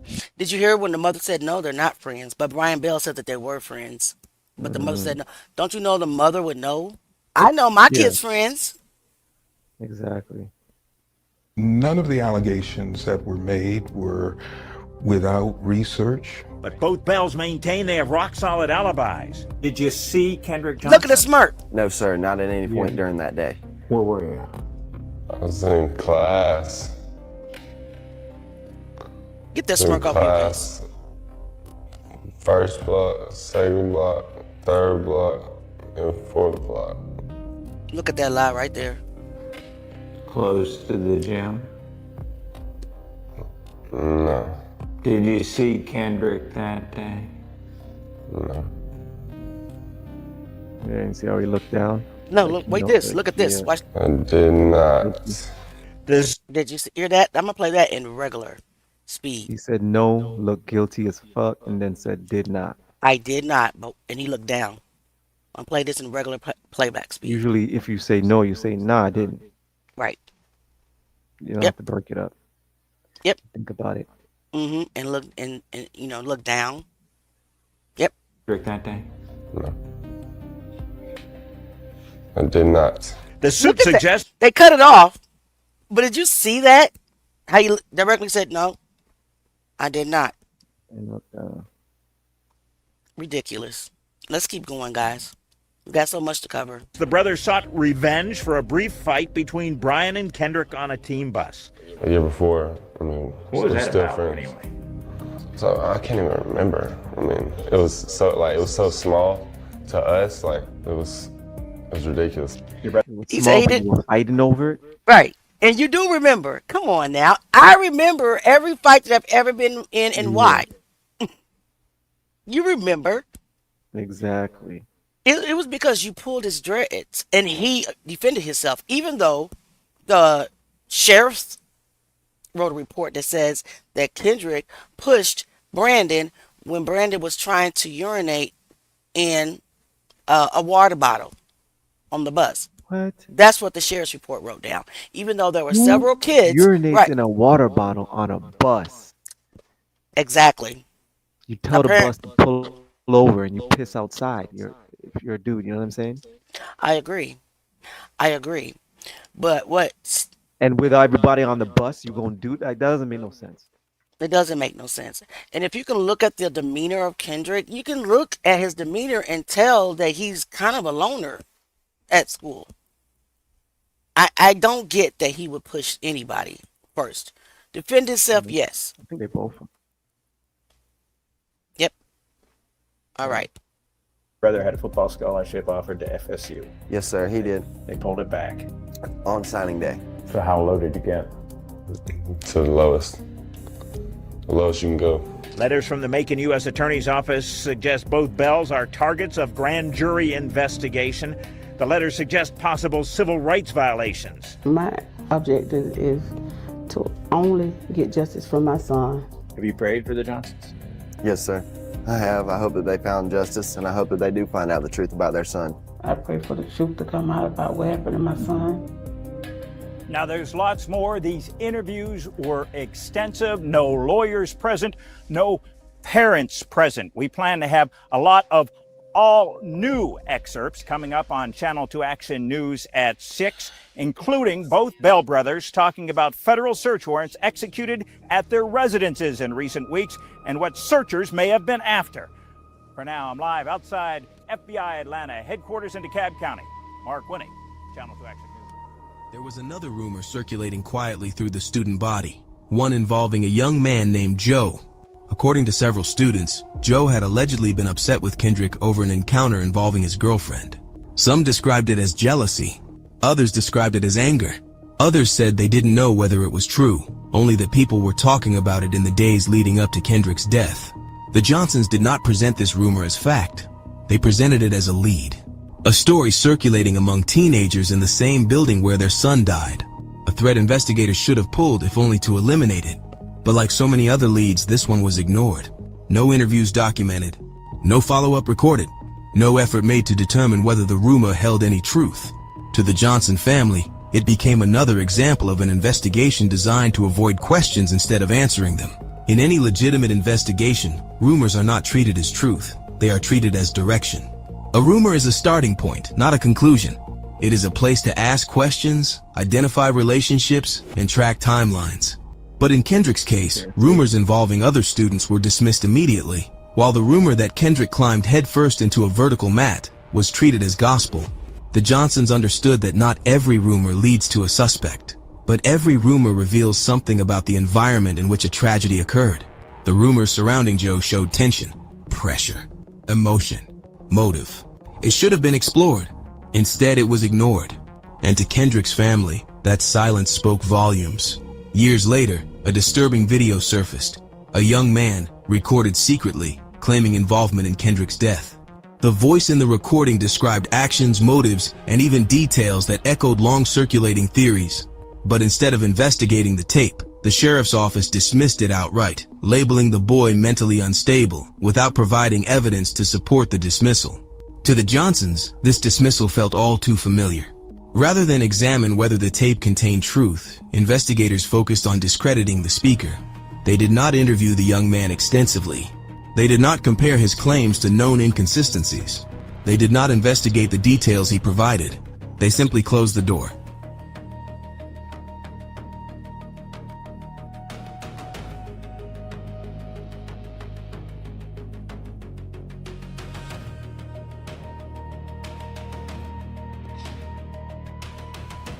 Kendrick Johnson was found dead in a rolled-up gym mat at his high school. So basically, guys, let's just stop it right there real quick. So I want to talk about this. Why would law enforcement not analyze the recording? Why wouldn't they? Right. Why was their focus on discrediting the recording and not trying to see if the recording was authentic and that the confession was real, because they wanted to stick to their narrative. Right. And their narrative was to make it look like it's an accident, and we're going to stick to it at all costs. Anybody that comes forth, we're going to discredit, and we're going to harass, and we're going to intimidate. And call them crazy and correct. All of that. So that was the first piece of, I'm sorry guys for that, evidence that they ignored. Well, that's not the first. They ignored all the evidence in the beginning. They did no blood analysis on all the evidence. They did a blood analysis on the wall. It was dry blood on the wall, and determined that it wasn't Kendrick, but didn't do anything with the blood that was on the floor. And it was some blood drops, what appeared to be blood drops on the shoe. They did analysis on that. Not the black shoe, a different shoe. And they say, oh, that's Were not. they fighting? And then the blood belonged to Brandon? It's possible. Not Brandon, Brian, I believe. Brian. Yep. Brian. It's possible. Yep. He got blunt force trauma to his neck some kind of way. That's why he had the blood on his arm. Because you see where on the shirt how he had the writing? Mm-hmm. That's on the back of the arm. So you can't see that. Gotcha. Okay. So, yeah, what we saw was like a smudge. If it wasn't blood, it was my apologies. Something else. Yeah. Let's get back to it. School originally ruled accidental. The parents are very upset. They believe that their son was murdered. So now feds took over the investigation. But now the latest development we're getting is that there was an email tip sent to the sheriff's office saying and implicating certain individuals. The sheriff's office, which ruled this an accident, now following up on that the next day, issuing subpoenas, and it seems like this investigation moving forward. Joey Jackson, Mike Brooks with me, and Jane Velez Mitchell, host of Jane Velez Mitchell, joins us now. Jane, it seems from where I'm sitting, this is a big development in trying to get to the bottom of what happened here. Absolutely, Vinny. And I think it's great that with alacrity, investigators interviewed two of the four individuals named in this anonymous email tip. I'd like to see them go further. First of all, I'd like to know, where were they at the time of Kendrick Johnson's death? So that's number one. Also, if you're looking at the poor individual, the victim there in the rolled up gym mat, there's clothing, there's a lot of material around there. What about their DNA, their fingerprints? Is there any matchup between those two? So I think that there's a lot of work still to be done. I'm also curious. I heard the report that 100 people were interviewed in the wake of this, and I want to know, were those two individuals or the four individuals named in the anonymous tip amongst those 100 individuals originally interviewed? And of course, the biggest question, who sent the anonymous tip? Is this person possibly the one who's actually involved and wants to throw police off as we get closer to a possible resolution with the feds getting involved and a grand jury convening to hear this? Is this possibly an effort to send them in the wrong direction? So it really compounds the mystery, but there's a lot to work with here. Well, Jane, Victor Blackwell said that the four names have come up in the investigation before. So we don't know if they are possibly part of the 100 who were interviewed, and they are trying to find out the origin and who sent this. So, you know, they've interviewed two. They didn't interview the other two. Could this also be an investigative ploy? Could this be, talk to two of them, and maybe there might be some talk between the others? And I don't think that they're ignoring the other two totally. Huh? To Kendrick's parents, the confession tape was not definitive proof. It was a cry that demanded examination. Even if the boy was confused, lying, or repeating rumors, he clearly believed he knew something about Kendrick's death. That alone warranted further questioning. His words should have been documented, cross-referenced, and investigated. But once again, a potential lead was dismissed before it was understood. For the Johnson family, the pattern was undeniable. Every lead that pointed toward the possibility of foul play was ignored. Every narrative that supported the accident theory was embraced, and the truth remained buried. I am Kendrick Johnson's father, and let me tell you something. I have walked into rooms where men in uniform looked me in the face and lied without blinking. I have stood in courtrooms where justice was treated like a privilege for some and a fantasy for others. I have watched powerful people protect their own while my son lay in the ground. They told me to move on. They told me to accept their story. They told me to stop asking questions. But I was not raised to bow to injustice. I was not raised to fear the truth. And I will never stop fighting for my boy. They can close their files. They can close their doors. But they will never close my mouth. Kendrick deserves justice, and I will not rest until he gets it.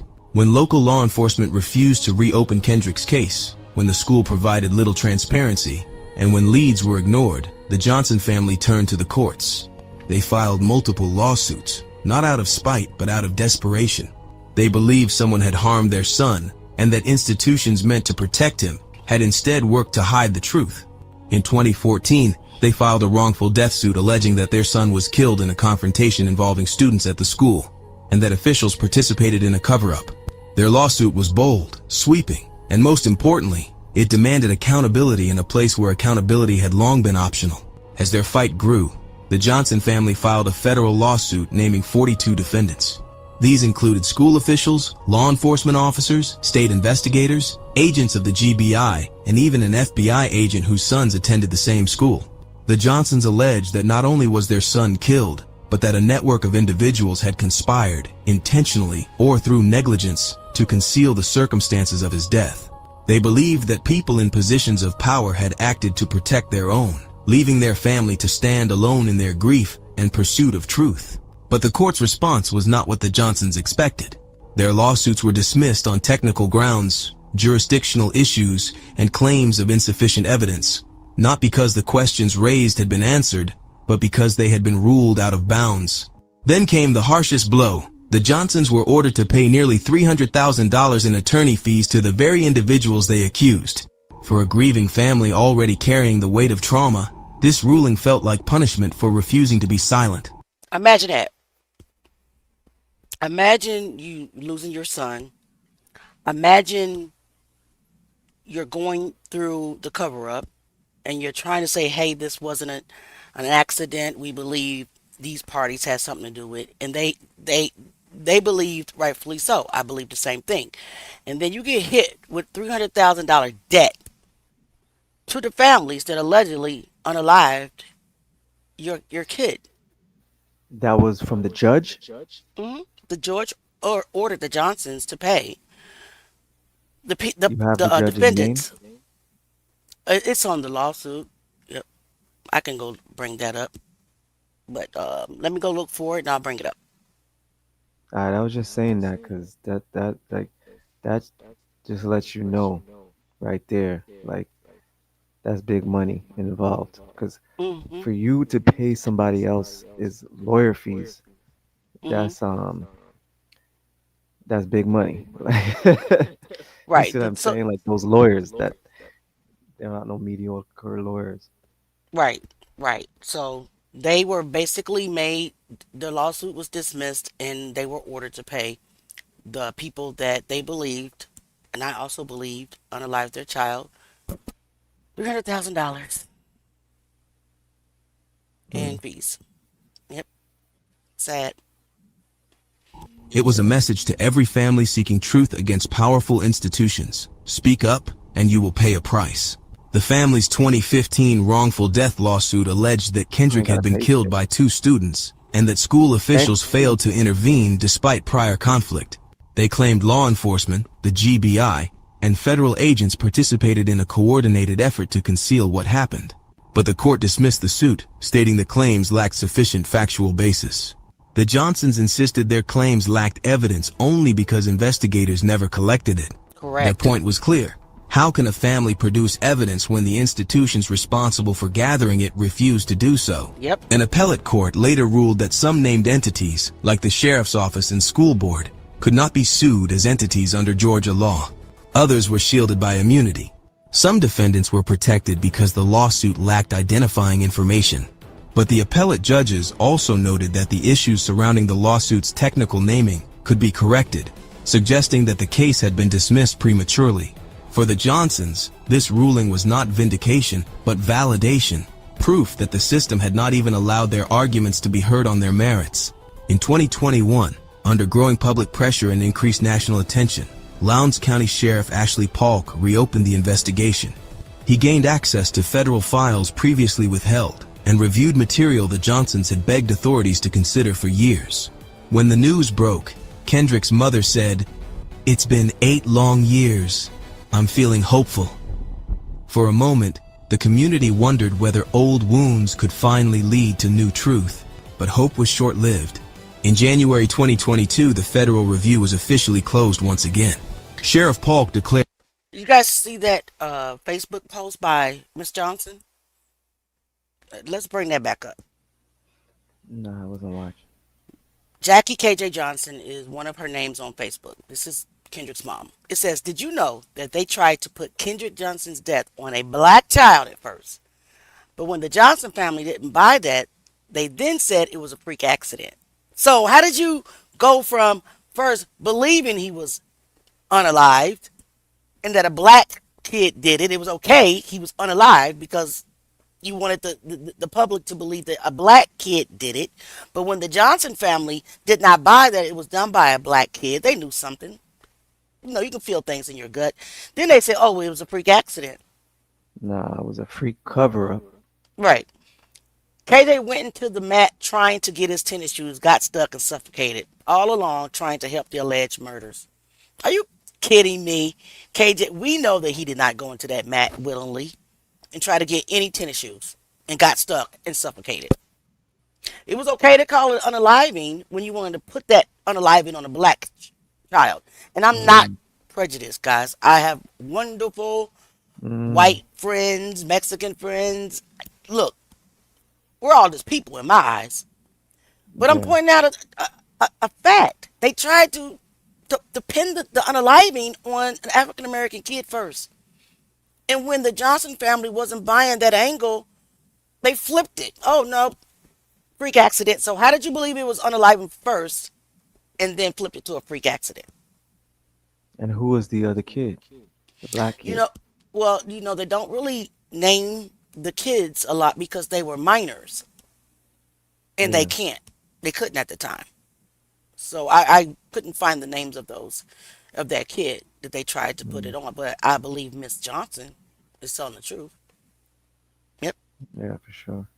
For sure. All right, guys, let's keep going. January 2022, the federal review was officially closed once again. Sheriff Polk declared there was no evidence of foul play, and he described Kendrick's death as a weird accident. He warned critics not to pick and choose evidence. But the Johnsons believed the sheriff had done exactly that, accepted the version that aligned with institutional narratives while disregarding the inconsistencies, the contradictions, and the evidence that pointed elsewhere. That's my day off. My Okay. question is when I pass the polygraph, which I will. This is Ryan Domek-Hernandez. Let me tell you about Ryan. I have a video out there talking about him extensively. Ryan is the man that Brandon Bell, later on in life, told the story about what happened to Kendrick to. So this is one of his emails that he sent, I believe, to a podcast, Ash the Ashes podcast. You'll hear her reading the email. Basically, it says 9 years later. Right, because he told him that then. It was 5 years ago when he told him. So if that was 2022, then that would be 2008 or 17 that he told Ryan. Brandon Bell told Ryan Domek this. So 5 years. Yep. Well, what kind of plot will you go with on that? Because the thing is, you called me a liar, and I don't really like that. Whether that was a tactic you used to get me to say something, but there's got to be some corrective actions taken on that. So January 30th in Raleigh, and after the results, I will agree to do an interview with you. Okay, so this is Ryan Domek's email to Ashes the Ashes podcast. She called him a liar. You'll see that little clip. He was like, wait a minute, I'll come in and take a polygraph test because I don't like the fact that you called me a liar. And he went in and he took the polygraph test as well. We'll get to that. Now, you also have to remember everything is 5 years ago. I've had a lot of emotional stuff happen since then, and I also don't remember every detail, only details about who, what, where, why. Thanks. Ryan Domek-Hernandez. This is Ryan Domek-Hernandez. And I'm going to stop. And here's the statement. I want you to see something real quick, though. Because his picture is covering Kendrick's arm up, but I had to cover it up, right? I couldn't show it. But you see the bruisings on his chest, on his arm? It's also down this way. I couldn't really show it, or YouTube wouldn't, basically allow me to show it. But this photo is out there. Just search it on Facebook. You'll find So it. is that bruising from the beating or is that from the cutting for the organs? In my opinion, and the Johnsons also believe because they saw his body before the autopsy. That was from the beating. That's why they're fighting so hard. They saw the body of their child before the autopsy, and he had all these bruises on him before. Right. And here's the statement that we all agreed we'd base the test off of. Statement. I, Ryan Domek-Hernandez, in conjunction with my polygraph here today, I am here to prove the following statement is truthful. In approximately 2016, while I was doing a delivery from Florida to Georgia, I ran out of cash, called Brandon Bell, whom was willing to give money for gas. At this time, I drove to Brandon Bell's girlfriend's apartment in Jacksonville, Florida. I arrived at Brandon Bell's girlfriend's apartment at approximately 2:30 a.m. I drove with Brandon Bell to his ATM. He gave me $20. We went back to Brandon Bell's girlfriend's apartment. We smoked a bong together. Shortly after, Brandon Bell told me that his brother, Brian Bell, and someone else went to meet Kendrick Johnson in the weight room of the gym. During the altercation, Brandon Bell said that his brother, Brian, struck Kendrick Johnson in the neck or head with a weight and Kendrick fell. Did you guys hear that? It was two kids. Kendrick went to meet them. Brian Bell, who was on steroids, smacked Kendrick with a dumbbell on the side of the neck and face. Mm-hmm. And then, in my opinion, he rolled him up in the mat. Yeah, it took probably all three of them to do that. Mm-hmm. That's a heavy body. To roll those mats is not light like that. Right.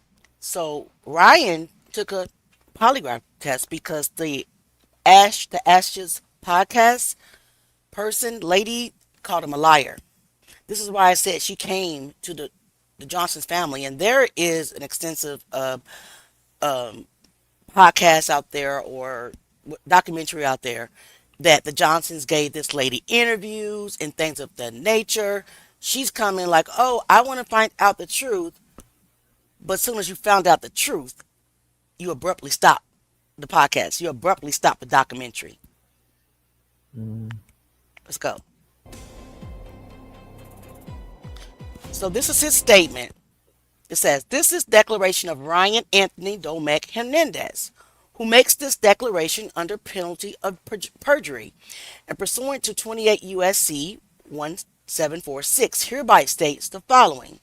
My name is Ryan Anthony Domek-Hernandez, and I am over the age of 21 years of age. I am giving this declaration voluntarily, and I have personal knowledge of the facts stated herein, and I know them to be true. I met Brandon Bell in April of 2016, and on one occasion was with him at his apartment in Jacksonville, Florida, when he told me that his younger brother, Brian Bell, killed or unalived, sorry YouTube, Kendrick Johnson.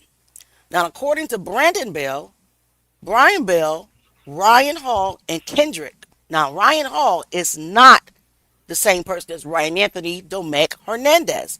Ryan Hall is the other kid that was in the gym, allegedly, with Brian Bell. I got a picture of him. So, they were in the gym when an argument between Brian and Kendrick began. The argument was over or about Brian's girlfriend. I believe her name was Haley. According to Brandon Bell, Brian was taking steroids at that time. And out of roid rage, and that's a true thing, steroid rage, it changes your whole chemical balance when it comes to your brain. or the effects of the steroids, he struck Kendrick Johnson in the neck with a What's wrong with you? 45-pound weight or dumbbell. Brandon Bell stated that Brian Bell, his baby brother, opined that the aforementioned blow may have broken Kendrick Johnson's neck. And according to Brandon Bell, Ryan Hall was a witness to the fight. And Brian Bell told Ryan Hall that if he didn't keep quiet and help him move Kendrick Johnson's body, his father, FBI agent, guys, a now retired FBI agent, Rick Bell, will make sure he, Ryan Hall, will pay for it.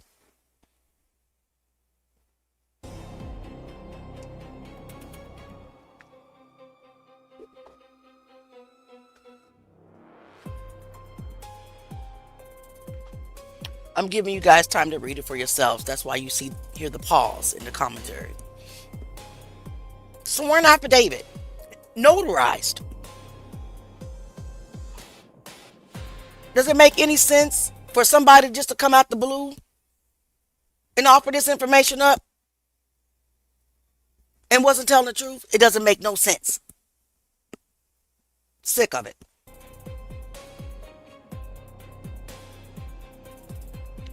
Okay, so the second page says, Brandon Bell also told me that his father got in touch with Sheriff Chris Prine. That was the sheriff of Valdosta at the time of Kendrick's unalivement. Friends. So he got in contact with the sheriff. And it said Prime, after being notified of the fight and Kendrick Johnson's unaliving. So Brian, his son, panicked, called his dad, the FBI agent. He's a dad. Right? So yeah, he's going to allegedly cover it up for his child because he doesn't want his child's life to be over and ruined, and he'll sacrifice whatever to protect their child. I wouldn't do that. I would tell my child, much as it may hurt, to tell the truth. But you got some folk that won't. They have no integrity.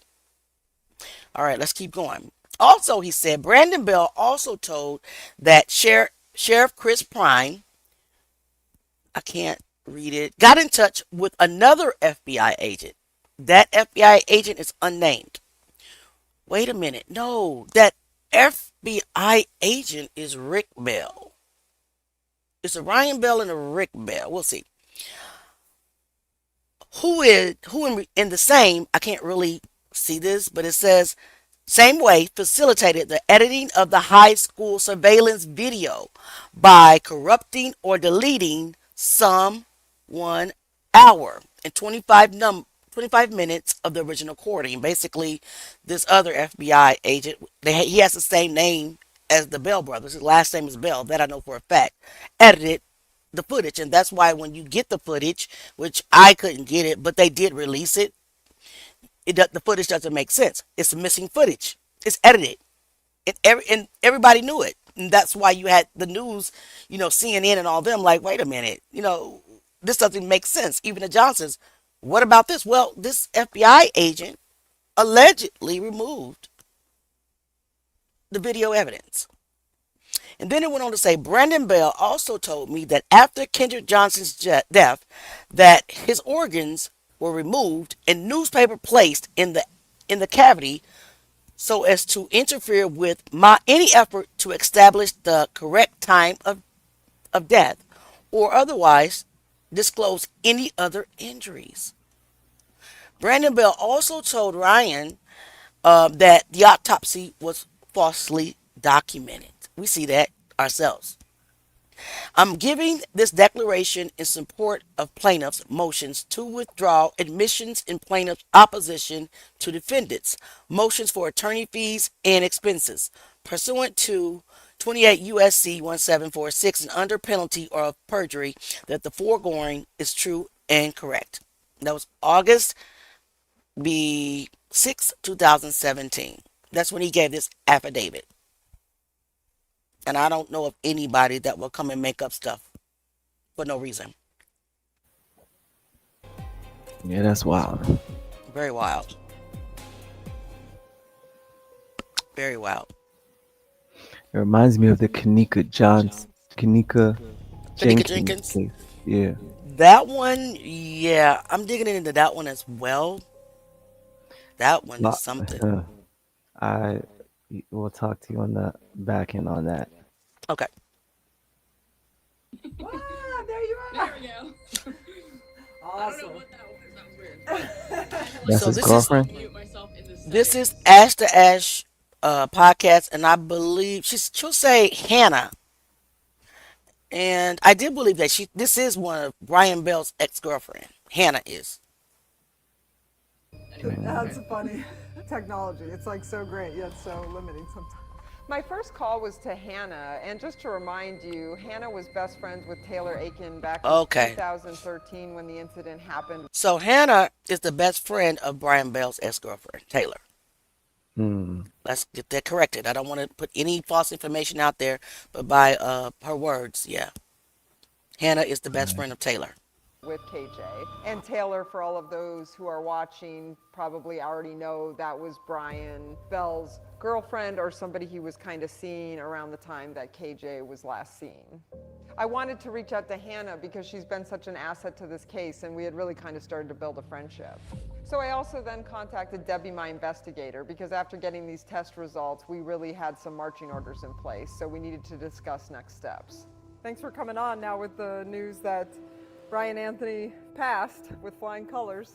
So Yeah, this is That's quite his a mom? shock, but Yep. So Ryan Anthony went and took a polygraph test with these guys, and he passed.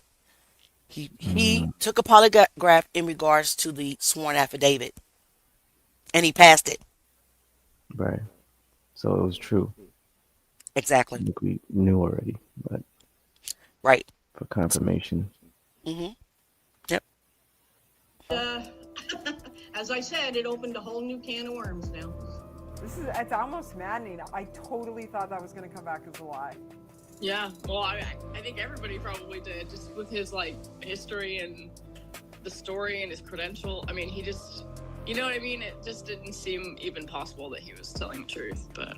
Yeah, and then like I can't even quite comprehend what that might mean. He clearly passed. So now what?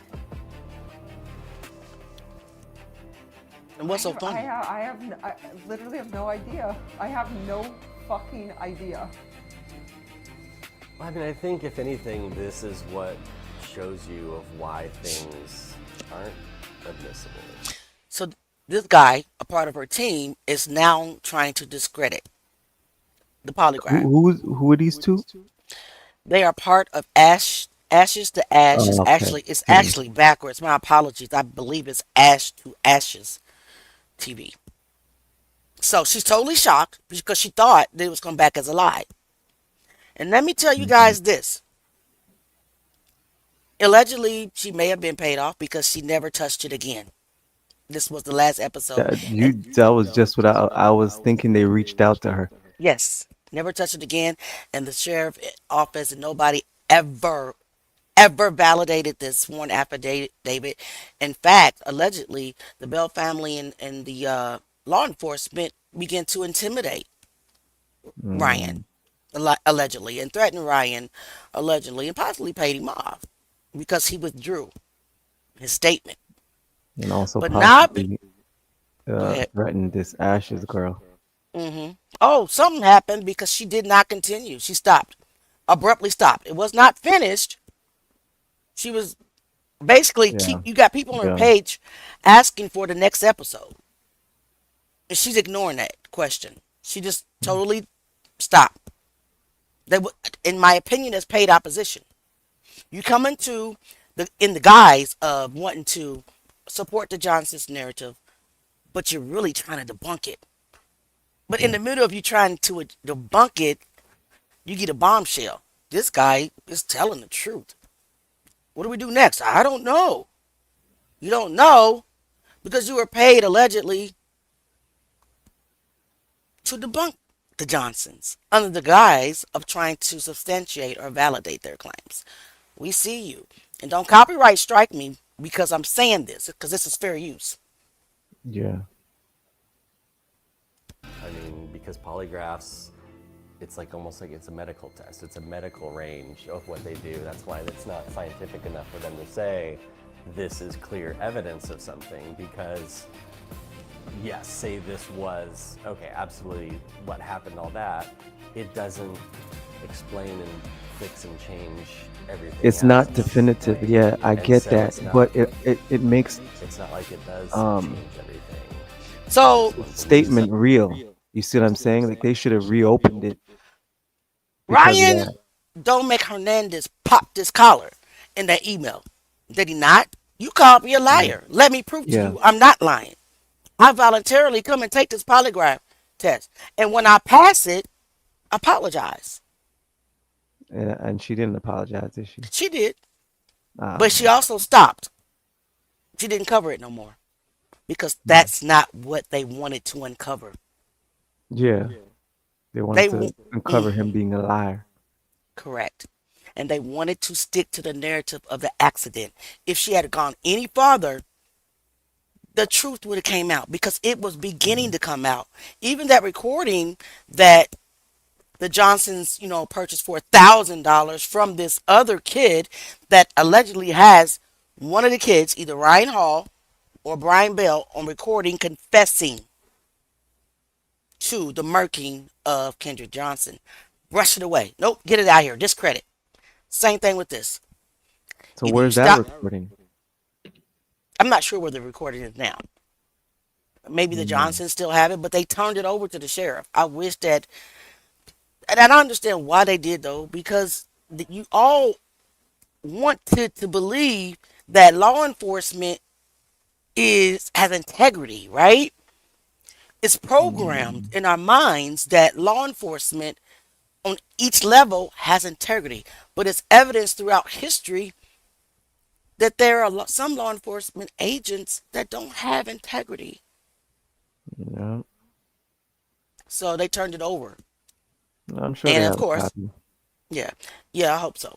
They turned it over, and the law enforcement discredited the person that turned it in, and as well as Ryan Domek-Hernandez. They did the same thing to him. So all these leads, you didn't collect all the evidence in the beginning. You didn't test all the blood evidence in the beginning. Even the Johnson says they couldn't even substantiate their lawsuit because there was no evidence, because they neglected to basically analyze it or even collect it. There Right. was a hoodie at the scene, a shoe at the scene, blood at the scene. No test, no analysis. The cover up of a century. The cover up of the century, and it's sick. There's so much more to this. We got to do another live and another one and another one. But guys, I do have videos Hold out on. there. Auntie, you see this fool here talking about Ashes left because Kendrick's family don't want the truth? Oh, I got a troll. He's probably the same. Oh, yeah, that's him. He's under my videos, guys. He knows a lot. You want to come up? Me, 547. I'll drop the link. The voice Cam up. is the recording is Lupe Williams, the Listen, same guy who this sold guy, highly, ME47 is on every Kendrick Johnson's video out there, documentaries out there, spewing out all this stuff. Cam up. I'll drop the link. You want to come up? Yes, you could speak your piece. Speak. All the Because opinions are welcome over here. right, because at this point, you're just spamming my chat as well as my videos, the comment Yeah, section. drop the link. If he doesn't come up, block him. Oh yes, absolutely. You know what to do, mods. Here the link. Cam up. What you got to say? Don't hide, because you're alleging all this stuff. You're talking as if you were there. Oh, they collected the hoodie and tested the blood. Yeah, where does it say that at? Because it is not in public records. Interesting. You know what? It's sad that you won't come up and have a conversation. Well, give him a minute. That's what's sad. Because I'm giving you the opportunity. Until then, we'll get back to the video. Yeah, we'll get back to the video. Something, whether they heard something, And highly hop. them. and they know this or whatever, it doesn't change everything else you already know and has been proven in other ways because of this one aspect, you know? Yeah, I mean, maybe. I mean, I believe the lie detector test, though. I mean, I believe it. Yeah. That's my problem. I don't doubt it. You still believe that they beat up Kendrick, put him in that net? I do, because all the evidence points toward them. What about these boys? I mean, they've gone on down the road. I mean, like I tell everybody, I don't care about those boys. I just want the responsible party, and if that's where it is, I want those held accountable for what happened to Kendrick. The Johnson family's attorneys filed another lawsuit in August of 2016, naming 42 defendants, including members of the Lowndes Sheriff's Office and the GBI. A federal judge dismissed the lawsuit and ordered the Johnson family to pay legal fees. Mistrust of law enforcement. It's always been at the center of the Kendrick Johnson case. Those feelings are deep-rooted for many in the black community. South Georgia has a painful racist history. And that could partly explain why it's hard for a black mother to accept the death of her son as an accident. When Sheriff Polk reopened the case in March of 2021, he said it was because he wanted to find the truth. He walked me through that process. And Jackie Johnson explained to me why those efforts did nothing to establish trust. He is a liar. He is a liar. He told plenty of lies in that 16-page document. He told plenty of lies, and my husband called him out on those lies. He says that there was no evidence in there. Yeah, of course, that's what he's gonna say. Why do you think he would do that? Because he's allegedly part of the cover-up now. Don't call me a liar. You can call me a lot of names. You can call me a cracker. You can call me whatever you want to. You can call me any name in the book. A lot of them you Did you hear what he said? Don't call me a liar. The Lowndes County Sheriff's Office closed the case in January of last year. Yes. After a second. He playing in our face. He's playing in their face. You can call me a cracker. You know what that means? He's right. He's alleging that the Johnsons are racist. Yeah, but why would he even allege that? Playing in their He face. had those thoughts, exactly. Exactly. Playing in their face. You can call me a cracker, but don't call me a liar. Well, sir, Ashley Polk, I'm calling you a liar. I'm calling you a liar. I'm saying that you went into your fake investigation with your mind already set to back up the cover-up. I'm saying that. You're a liar. I never would call you a cracker because I'm not racist. And you saying that, you're implying that the Johnsons, right, are racist. And they're not reflecting or putting out there that they're racist. They just want justice for their son. Yeah, and I just want to divert quickly to the me guy. He says, I'm not video chatting. It's not worth the death threats. So what death threats are you talking about? Nobody's going to see you. Nobody knows who you are. So what is he talking about? You know what? To me, that he is a part, he was there. Maybe he is Brian or Brandon Bell. Or he was there. Or he might be Ryan Hall, allegedly. We don't know. He refuses to come on camera. He refuses to chat. He wants to spam the chat. Let him stay. Send it. Gotta grab it. Send the file. I gave you the email address. Doesn't mean that I'm going to believe your evidence. Period. So we're going to keep going. Send it, hit the link, or just everybody ignore the dude. I don't got time. He's disrupting my life. So let's go. Second investigation. Polk says he personally went through 17 boxes of evidence. He says he spent a year going through all those papers and everything. Yeah, it was almost like 7 or 8 months, but there's no way. You got all these other cases going on. You took a whole year just to, no.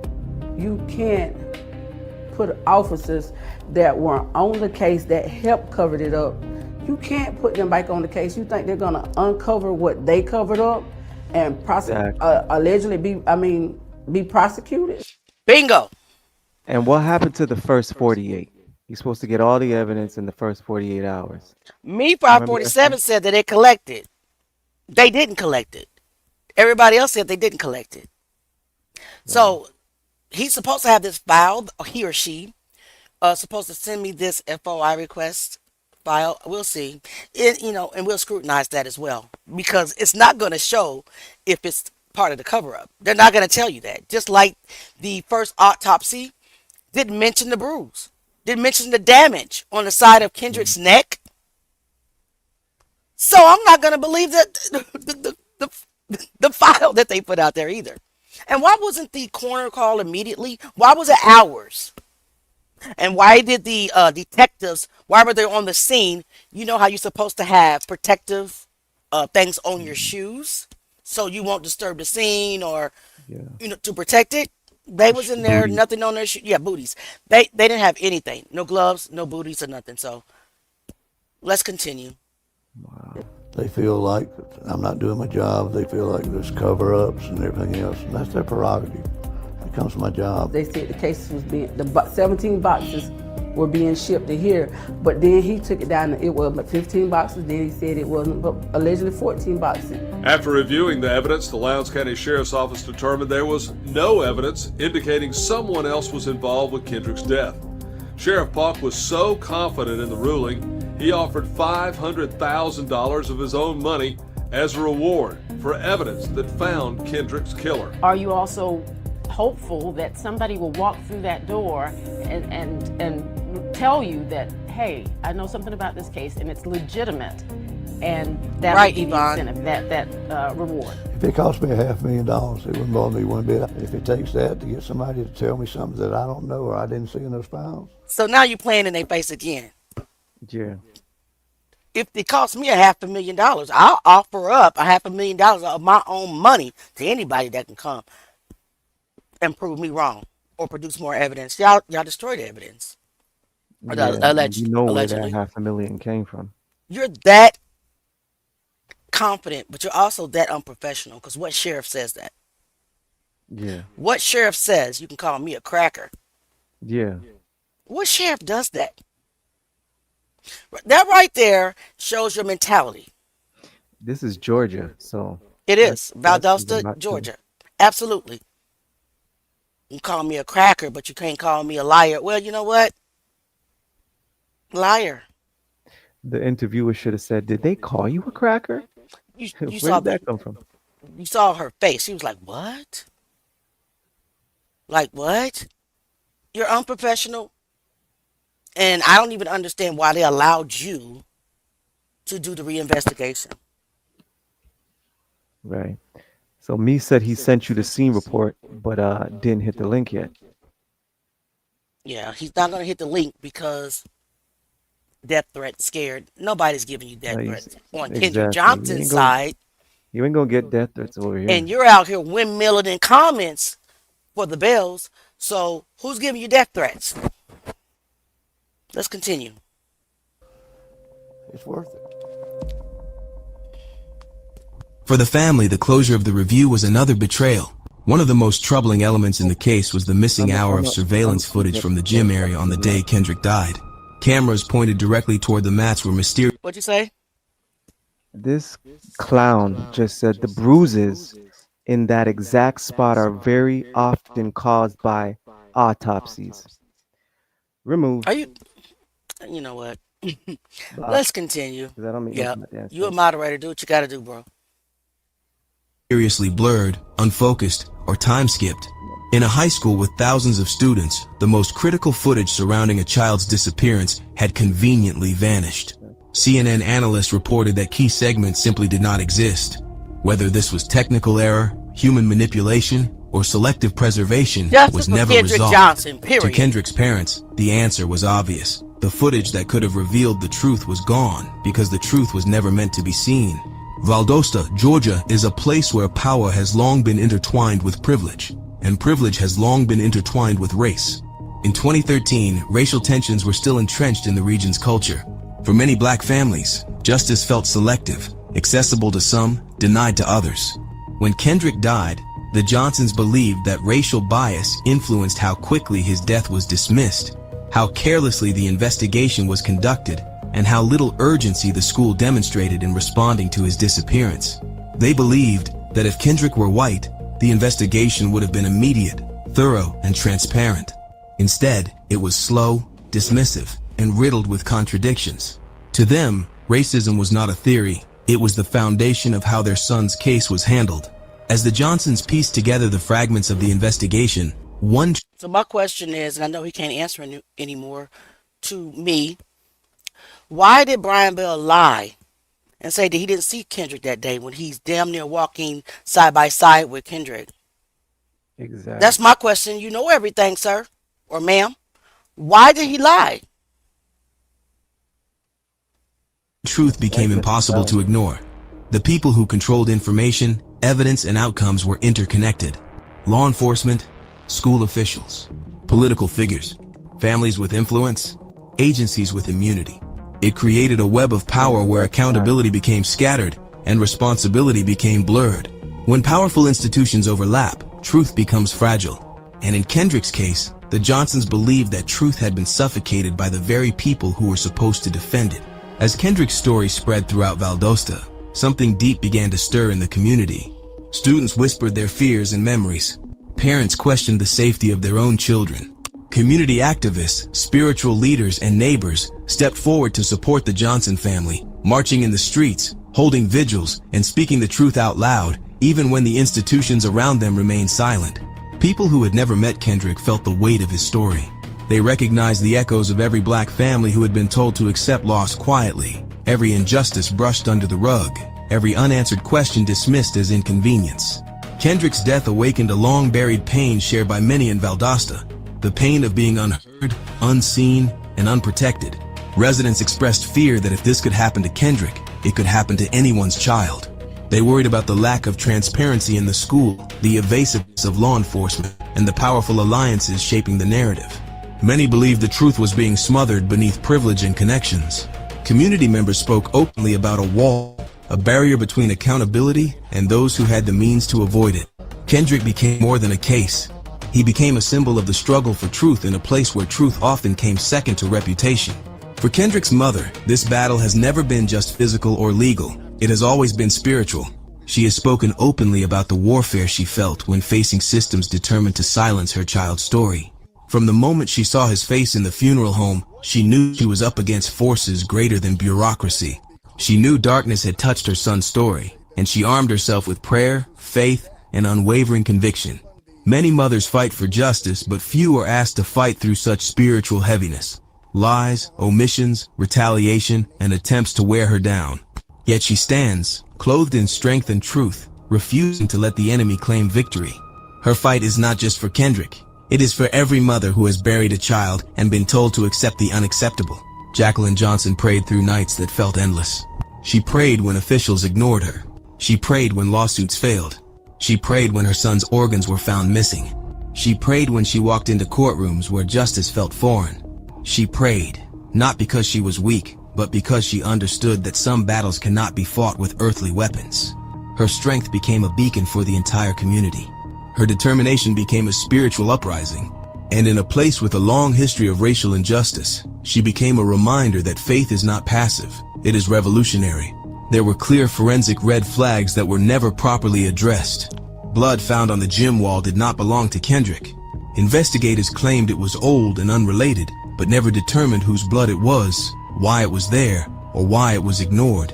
In a death investigation, Why didn't they tell that? Why didn't they tell us whose blood it was? Because they didn't take no DNA test. That's why. And why didn't they tell us why I was there or how I got there? No interviews. No, they did all that. But it's a part of the cover up. They didn't want to release that information. I said what I said. Yeah. All we want is justice for Kendrick Johnson. Period. Point blank. All this other stuff doesn't mean nothing. And yes, ma'am, Lee Hop 69. Welcome to Auntie Leah's channel. We appreciate you being here. We thank you for being here. We love our new people that stop by. Please feel free to stop by anytime. We're always talking about things of this nature. But guys, they deserve justice. You took her baby. Right. You took her baby. And I pray that somebody's conscience explodes and a whistleblower comes forth and tells what they know. They already tried, and all they do is cover it up. But I'm declaring, decreeing that the cover up is over. Somebody needs to pay. Just like y'all got Diddy ass sitting in jail. Yeah. Whoever killed Kendrick Johnson needs to also be sitting in jail. That's right. We're almost done And with the video. Go ahead. Go ahead, sir. now I was just gonna say to the new subscribers, make sure you hit the bell so that you know when Auntie goes live. Yes, hit the bell, the all notification, so you can get the notification and come and join the conversation. We are always talking about things like this, unsolved unalivings that no one got justice, and we also talk about the artists, hip hop artists that have been unalived and unalived under suspicious circumstances. So this channel talks about a lot. So we appreciate you being here. So guys, the video is almost over. I'm gonna try to get through it without interrupting again. But if I hear something, I'm gonna stop it. You know how Auntie is. We need to talk Yeah, about it. you're good. We're not just gonna watch. It's not just a watch party. You can do that just by watching the video. This is Yeah, this party or the live is so that we can converse about it. that's Okay, right. And give our opinions. correct. Yep. Investigation, unidentified blood in the same room where a body is discovered is a critical lead. Yet it received no meaningful follow-up. To the Johnson family, the dismissal of this blood evidence was inexcusable. If investigators had treated the case as suspicious from the beginning, the blood could have led to a witness, a suspect, or at the very least, a clear understanding of the events in that gym. The mat in which Kendrick was found stood at roughly 6 feet in height. The opening measured 14 inches. Kendrick's shoulders measured 19. The physics simply did not align with the official narrative. While investigators suggested he rolled into the mat, the position of his body, the placement of his shoes, and the angle of his arm contradicted that possibility. His shoes were behind his knees, not beneath his feet as one would expect if he had simply slipped in from above. These contradictions were raised repeatedly, yet officials insisted on the accident theory despite the physical impossibility many experts pointed out. To the Johnsons, this proved that the official conclusion was reached first, and the evidence was forced to fit it. The missing organs, replaced with newspaper, remain one of the most disturbing aspects of this case. Organs are essential for determining cause of death, especially in cases involving suspected trauma. The fact that Kendrick's were missing destroyed the possibility of future analysis. It raised questions that demanded answers. Where did his organs go? Why were they discarded? And why were there 3 conflicting explanations for their disappearance? Whether intentional or negligent, the result was the same. The truth was damaged. Evidence was lost. And the Johnsons were left with an autopsy that could never be fully validated. The timeline of Kendrick's final moments was pieced together through fragmented footage, contradictory statements, and incomplete documentation. He was seen walking toward the gym. He was seen jogging inside. And then nothing. No footage of him returning, leaving, interacting, or struggling. The gap in the timeline, combined with the missing footage around the mats, created a void that investigators never filled. Instead, they filled it with assumption, speculation, and premature certainty. For the Johnson family, the timeline was not just incomplete, it was manipulated by omission. As the Johnsons fought through courts, autopsies, investigations, and public scrutiny, the truth never became clearer, but the system's failures did. Every inconsistency pointed back to one undeniable reality. Kendrick's death was never treated with the seriousness or integrity it deserved. The clues were there. The red flags were unmistakable. The questions were abundant. But instead of seeking truth, the institutions involved chose closure. And closure without truth is not justice. It is abandonment.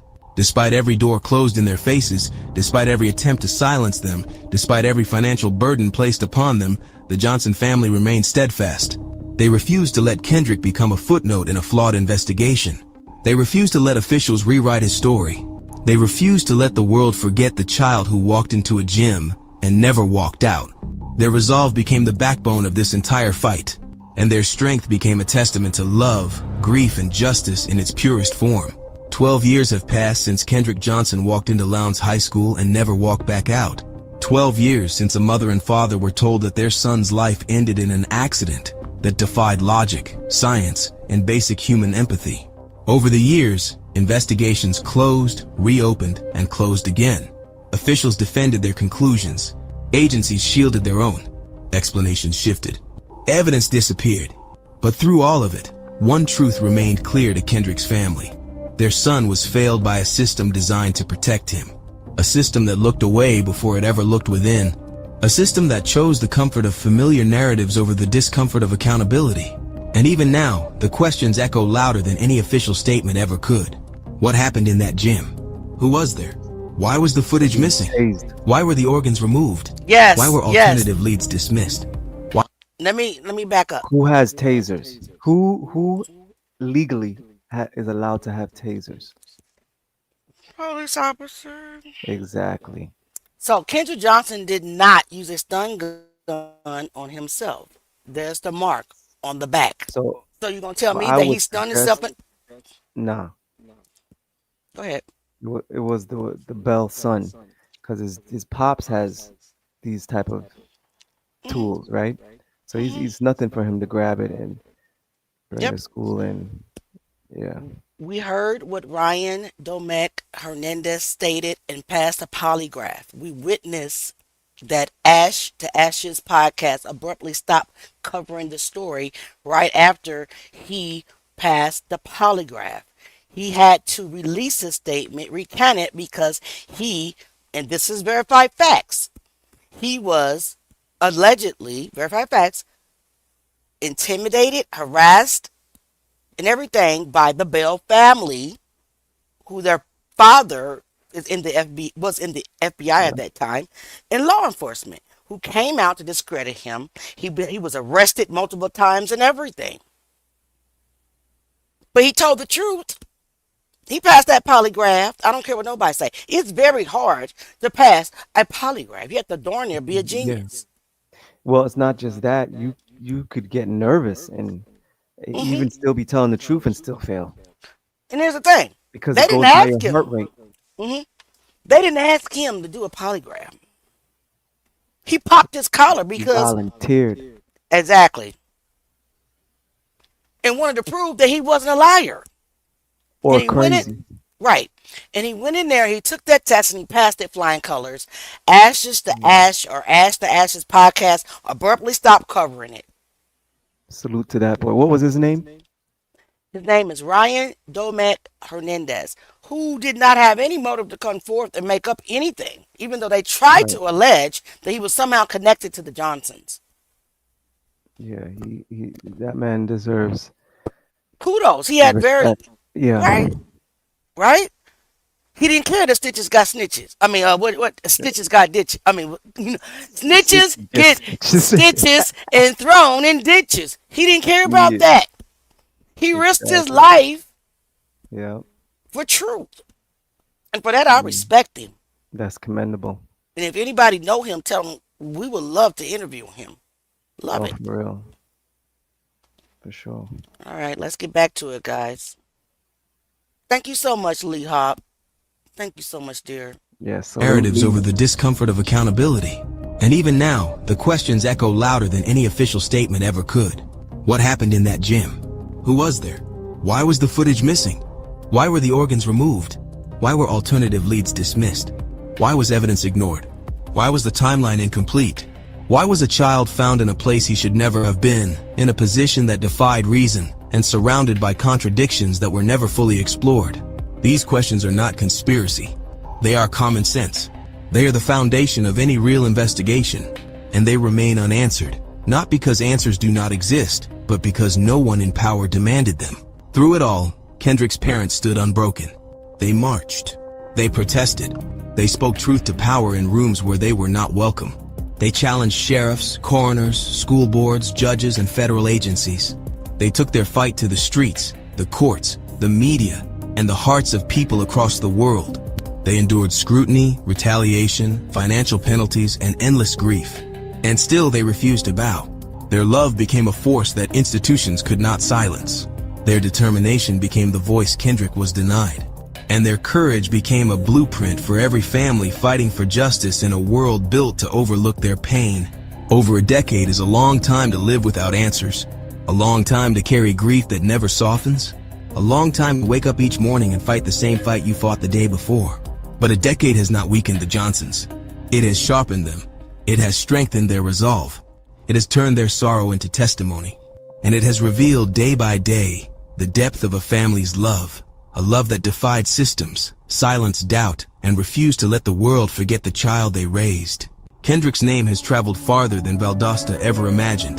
His story sparked conversations about race, power, forensic integrity, surveillance accountability, and the treatment of black children within institutions that often fail them.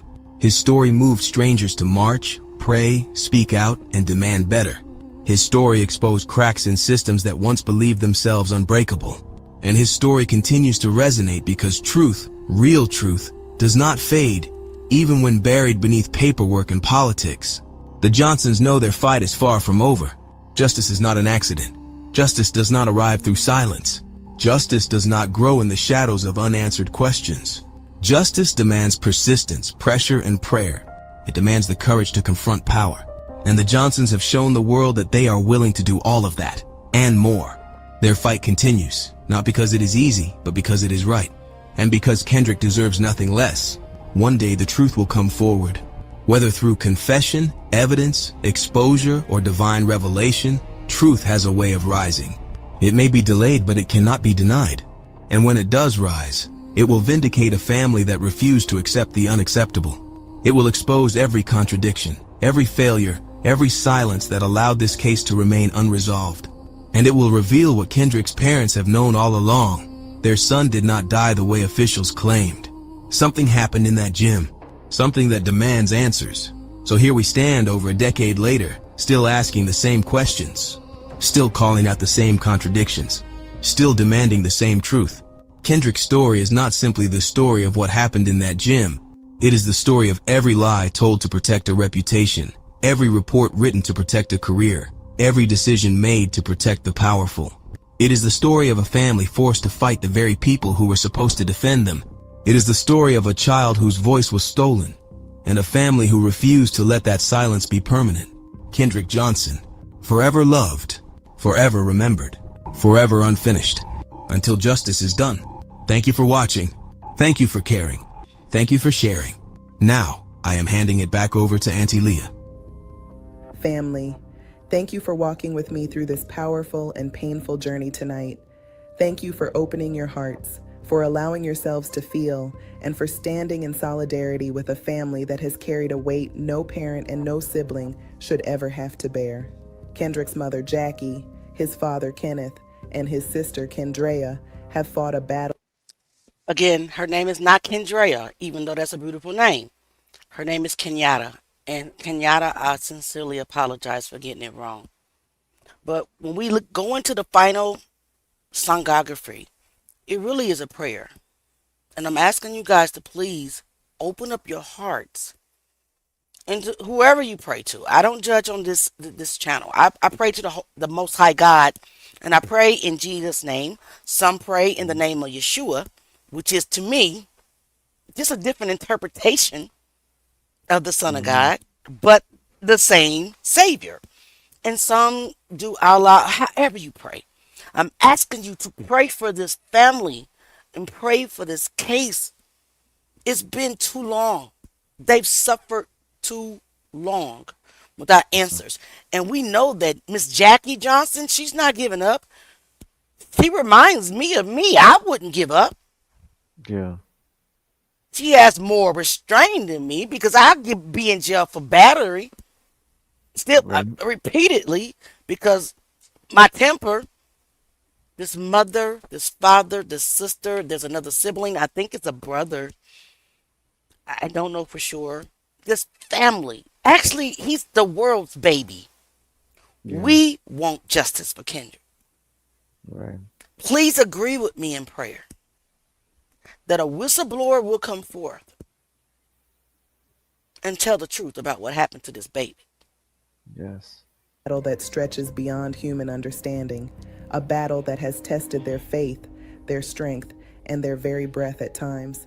Yet through every valley, every sleepless night, every unanswered question, they have continued to stand, they have continued to believe, they have continued to fight for the truth, and we stand with them.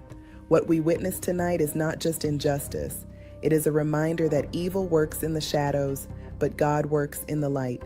It is a reminder that spiritual warfare is real and that the fight for truth often looks like Daniel chapter 10, delayed answers, unseen battles, and angels pushing through darkness just to deliver what God already declared.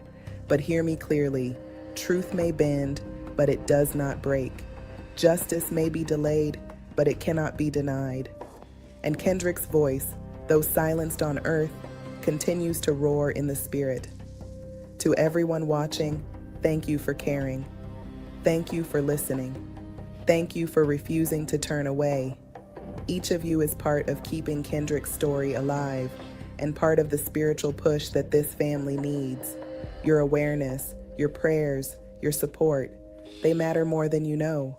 As we close tonight's documentary, I invite you to shift your heart into a place of reflection, a place of reverence, a place where justice, faith, and love meet, because now we transition into Kendrick's final songography, a tribute not just to his life, but to the truth, the purpose, and the spiritual legacy that continues to flow through his name. Family, thank you for watching. Thank you for standing. And may God continue to shine light in every place where darkness has tried to hide the truth. Now, let the songography speak. Before we go into this songography, I want the people that are not familiar with my channel to know what a songography is.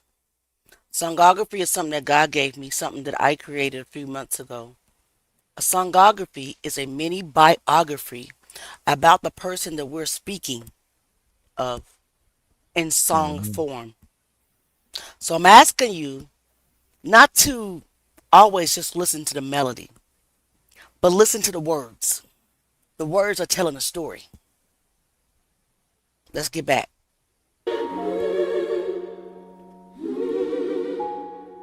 Father God, we come before you, asking for truth, asking for justice, asking for strength to keep going. Don't let our child's story die in silence. Mother guided, Let light find every shadow.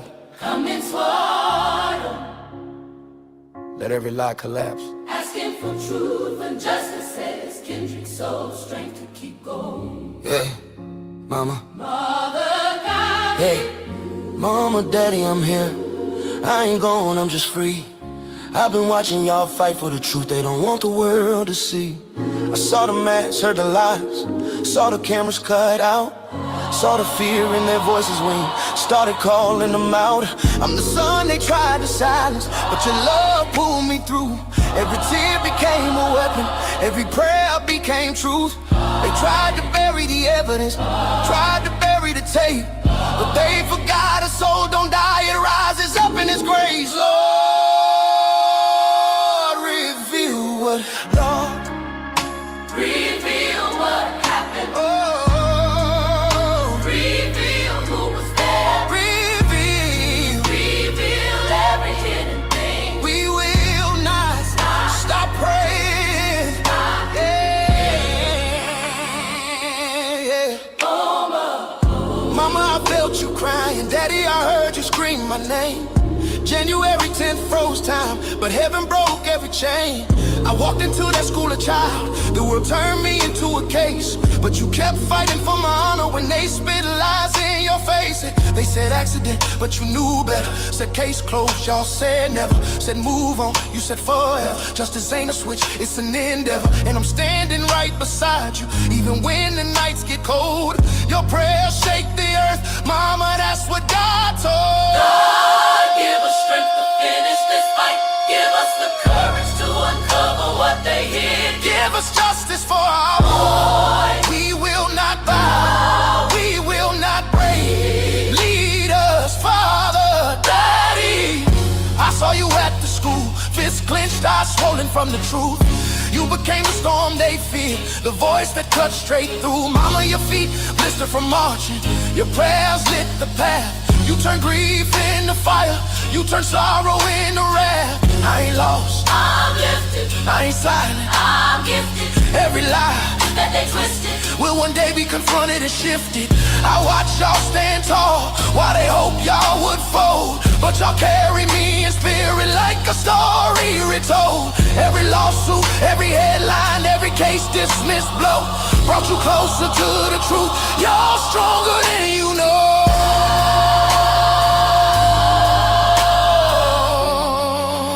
Lord, open every door, break every chain. let justice rise. I'm here, I'm here. Your prayers keep lifting me. Let truth come forth. Let darkness fall. I'm walking beside you through it all. They took my organs, took the footage, Break every stain. tried to take my name, I'm here, I'm here. but they couldn't take your faith. Let truth come forth. And that's why justice still to I'm me. walking beside you through it all. They took my organs, took the footage, tried to take my name, but they couldn't take your faith. And that's why justice still came. You turn heartbreak to history. Mama, your courage is flame. Daddy, your strength shook valleys, made cowards drown in shame. And when the world grows tired, when the courts turn cold, remember the truth don't die. It waits until it's told. I'm not resting till I see the day my story stands tall. Till the guilty face their judgment, till justice answers the call. Lord, give us what we Came for, not comfort, not closure. but truth. Truth for Kendrick. Truth for every child stolen and silent. Truth for Kendrick. Truth for every family still fighting. Truth for Kendrick. We will not stop. Truth for Kendrick. We will not bow. We will not retreat. In Jesus' name. Yeah. Amen, mama. Yeah. Yeah. Amen.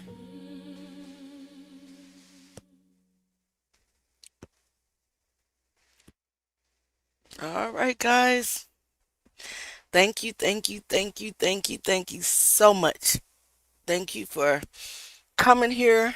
Thank you for learning about this young man. Thank you for praying for victory. Thank you for praying for a breakthrough. Thank you for hearing this is not the last video.